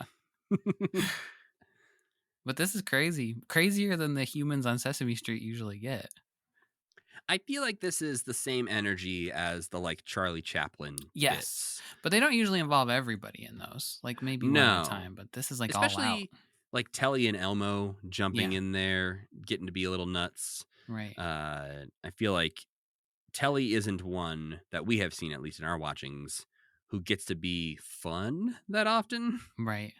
He's sort of always the downer or the realist in a situation. Yeah. He only gets to be fun when he's messing with Oscar, but he doesn't realize that he's being fun in those situations. I watched a new episode of Sesame Street this week. Yeah. It's weird. Big Bird's not in it. Yeah, it's sort of sad. Zoe's not in it, but Rosita's in it all the time, which I didn't expect. Yeah, the new episodes are, I don't know, they're very odd in the way they're structured. It doesn't feel like a cohesive show to me in the same way. There's way more Muppet stuff, I think, than there used to be. Like on the street, there's very little human stuff and a lot of Muppets. Yes, and mostly Elmo. Yeah, right. And those newer Muppets that look like humans, whose name I can't remember. But yeah, it's I don't know. It's an interesting show that's going through some hardships right now, and some of the recent news stories about it are not encouraging. So we shall see what happens with the future of Sesame Street. But Cookie and Gonger, they're a bright spot. Yeah, I love them. Speaking of Cookie, we get the Cookiegate segment. What I think is the highlight. Yes, this was made for this specifically. Okay. It's a Sesame Street special report with Robert McNeil. Robert McNeil was a real journalist. So McNeil Lair report. Yeah, what's that? Why do I know those words? Oh, I feel like maybe that was something they mentioned back in like the 60s or 70s or something. Like these are names we've heard thrown around, I believe. Gotcha. Maybe he was one of those like Sam and Friends is like, now it's time for the McNeil Lair report. Yeah, that's what I'm thinking, is that it goes all the way back to that. But we definitely have heard that on this show, I think. Well, as Robert McNeil introduces this, it is an exclusive interview with the key figure in the missing cookies affair, or Cookiegate. Mr. Cookie Monster has been implicated in the diversion of cookies from a cookie jar in Susan and Gordon's kitchen to his tummy. And Kermit, his lawyer. What a great natural endpoint to their odd relationship, I feel like, is, I don't know. Now they're just chums. It is interesting that this has to be near one of the last Kermit Cookie Monster bits that they ever make. Yeah. And they're, okay, so Cookie Monster doesn't look that much bigger than Kermit. So is No. Oscar way bigger than Cookie Monster? I think he's wider. Like Ernie, Elmo, Oscar have this oval head going on Yeah, that I think just going wider makes it feel bigger. makes him look bigger. Anyway, Kermit and Cookie. We've had some good times with Kermit and Cookie. Kermit's really gotten mad. Speaking of Kermit never getting mad, he gets so mad at Cookie Monster. Very often. Yeah. Maybe Robin's just not watching Sesame Street. Well, then Cookie asks Robert McNeil for a cookie, and he says, well, I don't have any cookies, but I do have some questions. And Cookie says, that's what's wrong with the media today. All they have is questions and no cookies. This is like, I don't know. The world's so screwed up right now. It's like kind of hard to watch Cookie Monster being so mean to a reporter. Yeah. But I think the reason this I don't say the reason. The excuse for making this is what Kermit says next, because he sort of praises Robert McNeil and says, I know asking questions is a good way to find out about things. Oh, but and I'm it like, makes it slightly educational at the very end. They're basically introducing you to the idea of journalism and the idea that asking questions is a good way to find out things. So and kids, the idea, don't be afraid to ask questions. and the idea of Watergate. We're teaching you about that too. Ask your parents. Yes. Well, and how to not perjure yourself. Yes, always have a lawyer handy if you are doing this kind of thing. Because Cookie says, I didn't take the cookies, but I did eat the cookies. So if you're accusing me of taking the cookies, you're way off base. You got nothing. Yeah. Does if you watch this, when you watch the Monica Lewinsky stuff, you'd be like, I'm primed for understanding how politicians answer questions. This makes sense to me. Yeah, his excuse is that it was unclear whether or not he was like house sitting or if he lives with Susan and Gordon. Yeah, why'd they leave him a note that said, have fun, Cookie? Yeah, dear Cookie Monster, have fun, Susan and Gordon. That sounds like you would be house sitting for them. And he interpreted it as that means he's allowed to eat the cookies. Yeah, they're lucky he just ate their cookies, honestly. If I came back and the only thing gone was the cookies, I'd say, fair enough. I know your name. You didn't eat my Christmas tree. Thank you. And then there's a weird, I have to imagine, pulled from the headlines, Watergate kind of quote going on here. Right. Because he says, like, I have one last thing to say. Me not eat one cookie ever, that me tummy not order me to eat. Me proud of the way me carry out these orders. That just sounds too real and political to not be a play on somebody who testified at some point. Yeah, it sounds like it could be a Spiro Agnew kind of thing. If you know out there, tell us, because I'm too stupid to Google what that is. I'm trying. Yeah, I tried like Nixon, Watergate, carry out orders kind of quotes, and I couldn't really find anything that matched this really well. Yeah. But I have to imagine there was something in the news that made sense because this feels a little elevated for Cookie Monster. It's also funny that this is happening so long after Watergate. Like they made this. What? Why? You're not wrong. I didn't even think about that. Certainly an older gentleman wrote this skit. It's funny though. This whole thing is like good. Like old school Muppet good, in my opinion. One thing I was feeling this week as we were watching this in the Muppet Baby Storybooks is I am missing talking about our Muppet friends. The core crew. Sesame Street doesn't do it for you in that respect. It does for me. It does when we do the season ones. This didn't do it for me. Okay. When we get a lot of good Bert, Ernie, Grover going, I feel like that is good. But I feel like it's been too long since we've gotten a nice solid, like it was like 2 months ago now that we watched Muppet Family Christmas. And I feel like that's the last time we really had a good check-in with our core Muppets. Yeah, they're a little maybe adrift right now. Well, after Cookie Gate, we get some Jellyman Kelly from James Taylor, which we did also already discuss in our season 14 episode. Yeah. We also get pretty great performances of Italian Street Song. And we saw this and talked about it in our season 19 episode where we talked about the season finale. Right. But it actually first showed up in this, which aired a couple months before the season finale of season 19. So it makes more sense that it was made for this. Right. It sure does. I hate this, though. It annoys me so deeply. Because all the animals? Sounds. Yeah, just the sounds are so like... And it's very long, in my opinion, too. Yeah.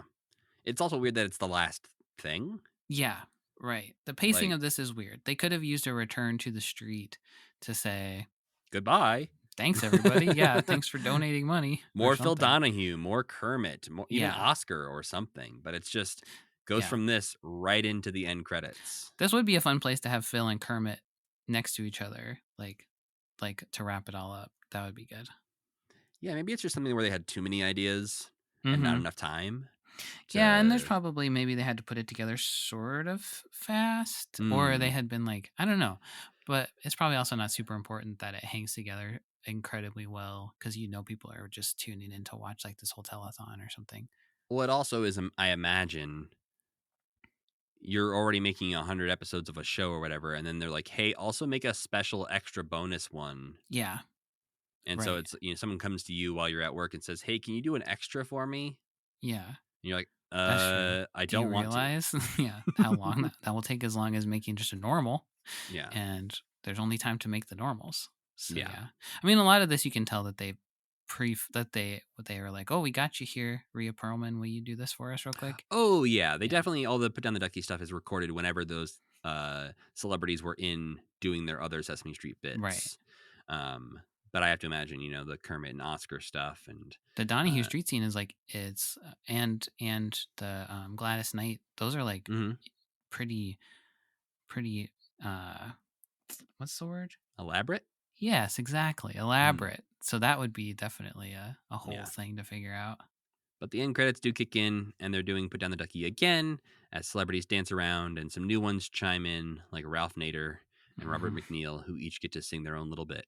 And the special actually ends with Hoots and Ernie hanging out, and Hoots trying to squeeze his rubber ducky, but he can't help but blow the saxophone when he does so. And so Ernie says, well, you got to put down the saxophone if you want to squeak your ducky. Hey, it happens to the best of us. We all got foibles. But yeah, overall, I think a lot of fun. Not as coherent as I was maybe hoping for, or maybe not as much of a pledge drive as I was hoping for. I mean, I guess it could have been fun if they were like, all the adults were behind them with phones or something like that. Yeah, maybe they tied in where for some reason Sesame Street's trying to have their own pledge drive for something, trying to get money for something. And somebody calls and they get a dinger or a honker. It's like, okay, I don't know how to help this you. is useless. Yeah. I liked that. I thought it was cheeky in a way that I really appreciate when the Muppets are this cheeky. I just want it to be more cheeky, I think. I just want less. I think I want less greatest hits clips show kind of thing and more cheek. Yeah. But it's so easy to do a greatest hits clip show, Matt. I mean, yeah, when you have like 5,000 episodes to pull from. Yeah. If anything, I imagine it's got to be more difficult to try and pull in all the things where you're just like, oh, God damn it. We don't have the internet yet. How do I search for that one random clip of Elmo? You got to send your intern down to the tape bank to watch 25 episodes to finally find that one. Somebody who is actually getting paid to do what we do. Yeah.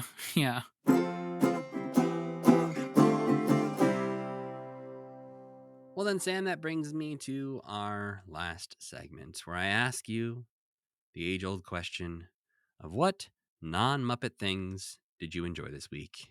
Oh, I watched a couple episodes of that show, The Traitors. Do you know this show? I've heard of it because everyone seems to love it, but I have never seen a single second of it. It's stupid, but no, it's great. It's stupid in a great way. It's a reality contest, like a reality competition show, but it's like werewolves, except the people who are playing it are celebrity.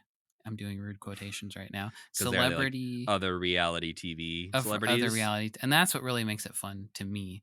Is that like I'm not super familiar with those other shows. If they ever did a Netflix one, like if they ever had a season where there were lots of Netflix people, I would know them because I do watch those sometimes. But it is fun to be like, that guy's on Survivor. That means he's a treacherous snake. And so it's like a house full of these celebrities, and 4 of them are werewolves, basically. If you're familiar with werewolves, 4 of them are murderers, and every night they choose someone to murder, and every morning the rest of them choose somebody to exile from the house, and then that person says if they are or aren't one of the murderers. And if they get down to a certain number of people by the end of the show and there's still murderers in the house, the murderers win. So then the nice people are the nice people, whatever, the non-murderers are trying to suss out who's murdering who and trying to like identify the patterns of who's getting murdered.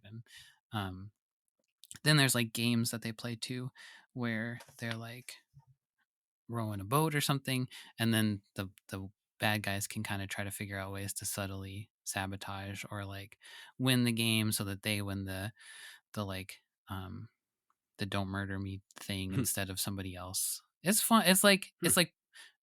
It's fun because you think like it would be so great to go to a mansion and play werewolves for a whole weekend. Right. That would rule. And that's basically what these people get to do. But then they like cry when they get eliminated because they could have won a bunch of money. And also Right. it's sort of like a popularity contest in a way. So like the first person who gets like voted off by the non-murderers is like really sad because it basically just means everybody didn't like them and thought that they were. So there's that too. But yeah, it's fun, and it's hosted by Nightcrawler, Alan Cummings, yeah. Yes. And he is just really leaning into it. It's set like at like what is supposed to be his ancestral castle in Scotland, and he's just walking around in a kilt with a little dog like screaming at him. And when somebody gets eliminated, he takes their picture off the wall and hucks it on the ground. Like shatters. It's cool. As someone who doesn't watch reality television and would not recognize any of these people who are playing, would I get anything out of it? Yes, because you know what the shows are.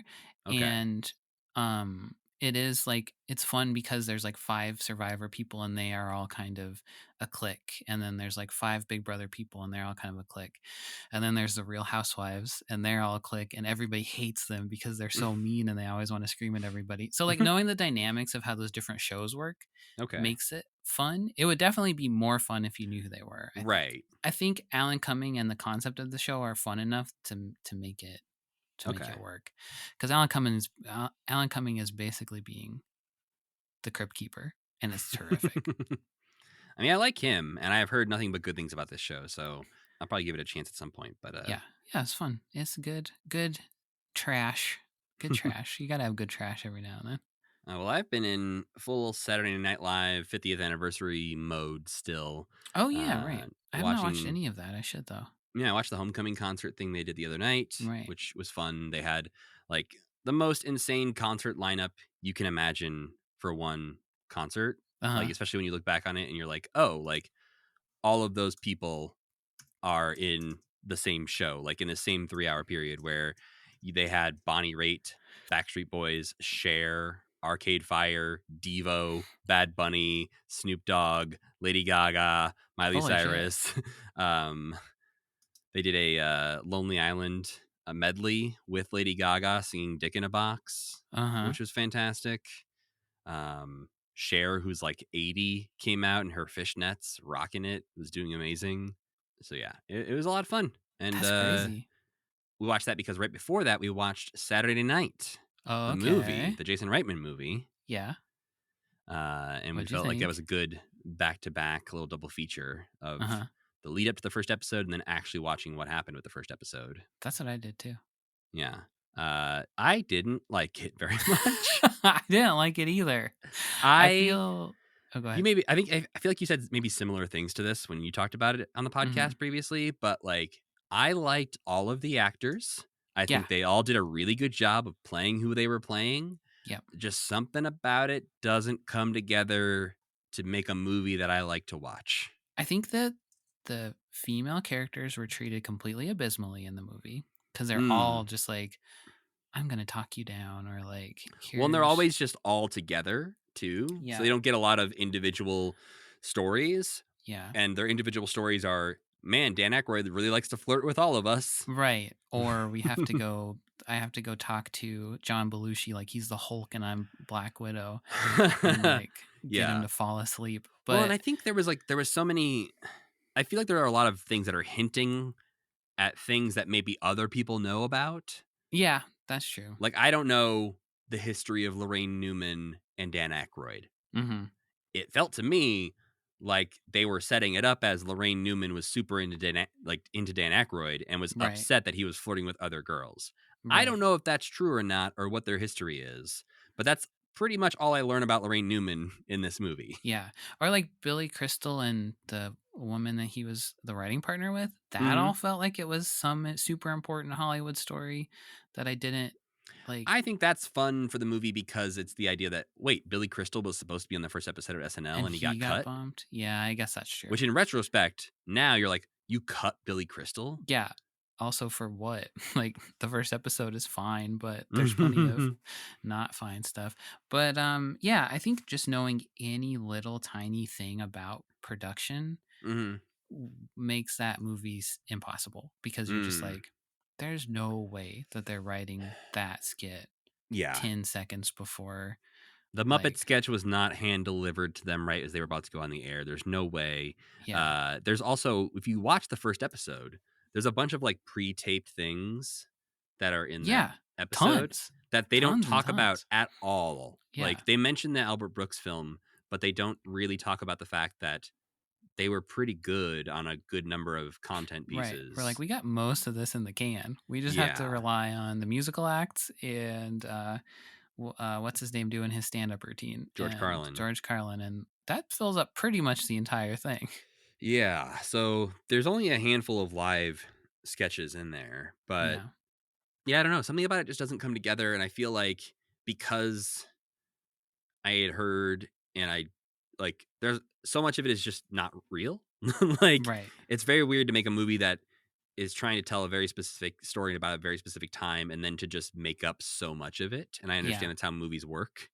But there's so much when you look up about this movie that just never happened. Like Milton Berle, that entire storyline, which is a big part of the movie, Yeah. just didn't happen. Right. And the show that Milton Berle is on, where Lorne Michaels goes and hires the lighting director from, wasn't a real show. And like these very, it just feels weird to me that they even added the Milton Berle part in there. Right. Just so they can make a joke about how big his penis was, I guess. Yeah, That's and mostly show it a why. little bit. And show it. I forgot about that. Yeah. So yeah, I don't know. It's just some very weird choices, but I do think everyone in it did a really good job in Mhm. their roles. There's times where they're, especially like the Billy Crystal guy, Dan Aykroyd, and Lorne Michaels, like the voices just for a second you're like, oh, that sounds just like him. Yeah. Right. And I like Lamorne Morris in it. I thought he was really good too. Yeah, I don't like But the Garrett Morris character is a little one note. Like yeah. they just always keep coming back to him. He's like, why am I here? Right. Which, yeah. And again, it's one of those things where you look it up and you're like, that isn't really how that happened. Yeah. So it's kind of, why would you write that to be that's how it happened? Yeah, it's like even some of the Dick Ebersol stuff in there where he's constantly trying to push this like product placement Polaroid thing apparently just didn't happen at all either. And so there's a lot of it that's like, okay, I understand you have to make some things up, but why did you make that up? Yeah, that maybe feels like a weird maybe choice. make like a really good documentary. Yeah, which I mean, for the most part, I think SNL has done in this time in the ramp up to the 50th anniversary. And tonight is the 50th anniversary special as we're recording this, which is like a 3-hour episode. Why of is it SNL. on Sunday? Great question. They blew it. It is kind of funny. But from what my understanding is, it's like a 3-hour episode of SNL that's like a retrospective, but also features new stuff that like everyone is coming back essentially. Like this whole week they've had like Tina Fey and people in the writer's room like writing sketches again. So okay, I might check that out. Yeah, that sounds it could be good. fun. But yeah, real stinker. And they were really mean to Jim, right? Didn't it seem unnecessary? Yeah, it feels very odd that they wrote Jim Henson just to be a huge dork that they just pick on multiple times throughout it. They present him as if he's afraid to swear, which we know he is not. This guy was a sexy singing single. He was out of New York. He had made it done. Muppet Show Sex and Violence a year before this. One of their puppets has its tits out on Saturday Night Live. Yeah, he's like, I don't put them in precarious positions. Well, look at the tits on her. So yeah, it's very odd that they just he keeps showing up to like complain to Lorne Michaels about like these guys are being mean to me. Yeah, and it's very weird. And I think the writing is the problem there. I don't necessarily think that the performance or the costuming is that terrible for Jim. But I think it's the writing and the storyline they give Jim is just as if like everyone hated the Muppets from day one. It's just like kicking a dead horse, like kicking a puppy. Yeah. It's like, why? Like, well, and also it makes it sound like somehow the Muppets were foisted upon Lorne Michaels as if he didn't want them on the show, but obviously he hired them. So, and as if that whole season didn't have like a kind of ultimately sort of touching storyline about how much everybody hated those characters. Yeah. I believe Michael Donahue hated them because he seems like an asshole in the movie, which makes me Yes. believe that he was even more of an asshole in real life. Right. Yeah. But the idea that everyone was like, get this dork off our TV, we hate this guy, is one of those things that, you know, when you're doing B Hospital, I don't know that you can really be that upset. Exactly. That's what when I watched the first episode, I was like, well, a lot of this kind of sucks. So actually the World of Gort stuff is not that bad. No, it's pretty funny, actually, that first one. So, yeah, it's just kind of weird. There's also, I don't think anyone has figured out who plays Frank in the movie yet, but there's a couple times you see Oh, weird. Frank. Yeah. And he's just uncredited. Yeah. He just like shrugs once or something. Yeah, you see him at the very, very beginning. There's a shot of him walking like by the camera, holding the puppets up. And then later on, the only part of the gym stuff that I actually did think was funny is they give him the script at the very end. He reads it and he goes, "Oh." Yeah. And Frank is standing next to him in that moment. But Yeah. apparently nobody knows who Frank is played by. That's odd. Yeah. Just an extra, maybe, is what that means. That's really weird. But yeah, I am sure I'll still enjoy the anniversary special. As I was hoping to enjoy that movie more, but it's kind of fun to watch. But then it's at the end, you're just like, that wasn't very good. Yeah, I don't regret watching it, but Yeah. I didn't get much out of it. Well, next time we'll be back to talk about April and May of 1988 as we watch another episode of The Storyteller. This one's called The Luck Child, and I think it has a big cool dragon in it. Oh yeah, we've seen a lot of clips of this dragon. Yeah. But that's not all, because we'll also watch the Swedish Chef making an appearance on Good Morning America. We'll watch Piggy appearing on Dolly's show again. Oh. And that's still not all, because of course there is still the ever-looming issue of the Muppet Babies video storybooks. No! Well, that's okay. We're almost done. This is the 5th one, right? Yes, this is the penultimate VHS tape in this series. Then it'll Volume 5 features the stories Baby Gonzo's Treasure Hunt. Okay. Baby Piggy's Night at the Ball. Okay. And Good Night, Sir Kermit. Oh, Christ. It's spelled with a K. Oh, Good night. Because the night part. Yeah. I thought you meant Kermit. You idiot. How do you think you spell Kermit? Kermit with a K. So we'll be back next time to talk about all that stuff. Once we're done with the storybooks, then it's time to just start watching Muppet Babies again, right? I think they overlap a little bit, actually. Yeah, they will overlap with the first 3 episodes of season 5. We will watch the last of the Muppet Babies VHS tapes. But we'll have a special guest for that episode, so it'll be a little bit easier. Or we'll just put somebody else through the same pain that we've been through. But we need to thank our friend Tuna for making the music for this podcast, and Cassie Wilson for singing our theme song. Don't forget to go to Kermitment.com for all your Kermitment needs, including the Muppet Madness Bracket. Hell yeah. People are really embracing this Muppet Madness bracket. Yeah, as you're hearing this, you've got a couple weeks still to fill out your Muppet Madness bracket.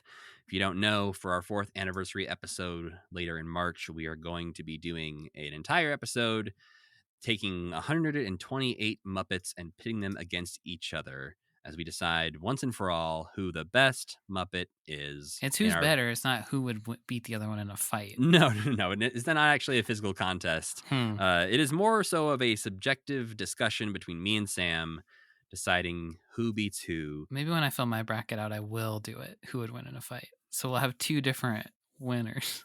Sam can fill out his own bracket, but we will fill out the actual official Kermitment bracket on the episode as we discuss these. And I said this online, we will definitely annoy some people because it's going to be very subjective. And there are some very brutal first round matchups from the random seeding I did. So, when you've got, Beauregard up against Delbert the LaCroix Dragon in the first round. Oh, please. The LaCroix Dragons cook with dragon fire. He rules. A lot of people like Beauregard is all I'm saying. It would be hilarious if this could be done objectively. If there was like science we could do, like Jack Skellington trying to figure out what Christmas was.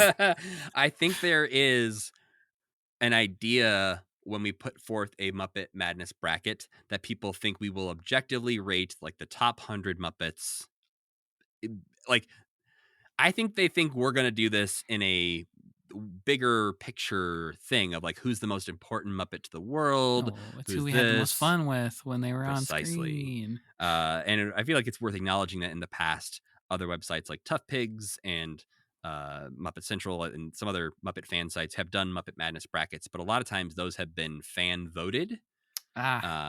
We don't need your input. We are going to fight this out ourselves. Yeah, we're gonna have to come to a consensus about each one, huh? And that's what I think will be the fun part. Will be you and I trying to fight over who goes on to the next thing, Red or Wembley Fraggle. Wow. It's all been leading up to this, really. Really, it has. What's interesting is my wife wanted to fill out one of these brackets to see how well she would do. And you said no, you didn't let her? No, I did let her. Oh, okay. That was the beginning of the story. Oh, okay. I didn't say you're not allowed to fill out a bracket. She's not allowed to win the prizes because that feels like nepotism. Yeah. But no, she wanted to fill out a bracket to see how well she would do in her predictions. And I filled out the bracket with her, but I didn't like say anything as she was filling it out. I didn't want to put my finger on the scales. I will say so far, out of the brackets that have been turned in, I think she's probably the closest that I've seen to what I predicted we will end up doing. That makes perfect sense. But there's also some big round one choices that will upset everything else, obviously.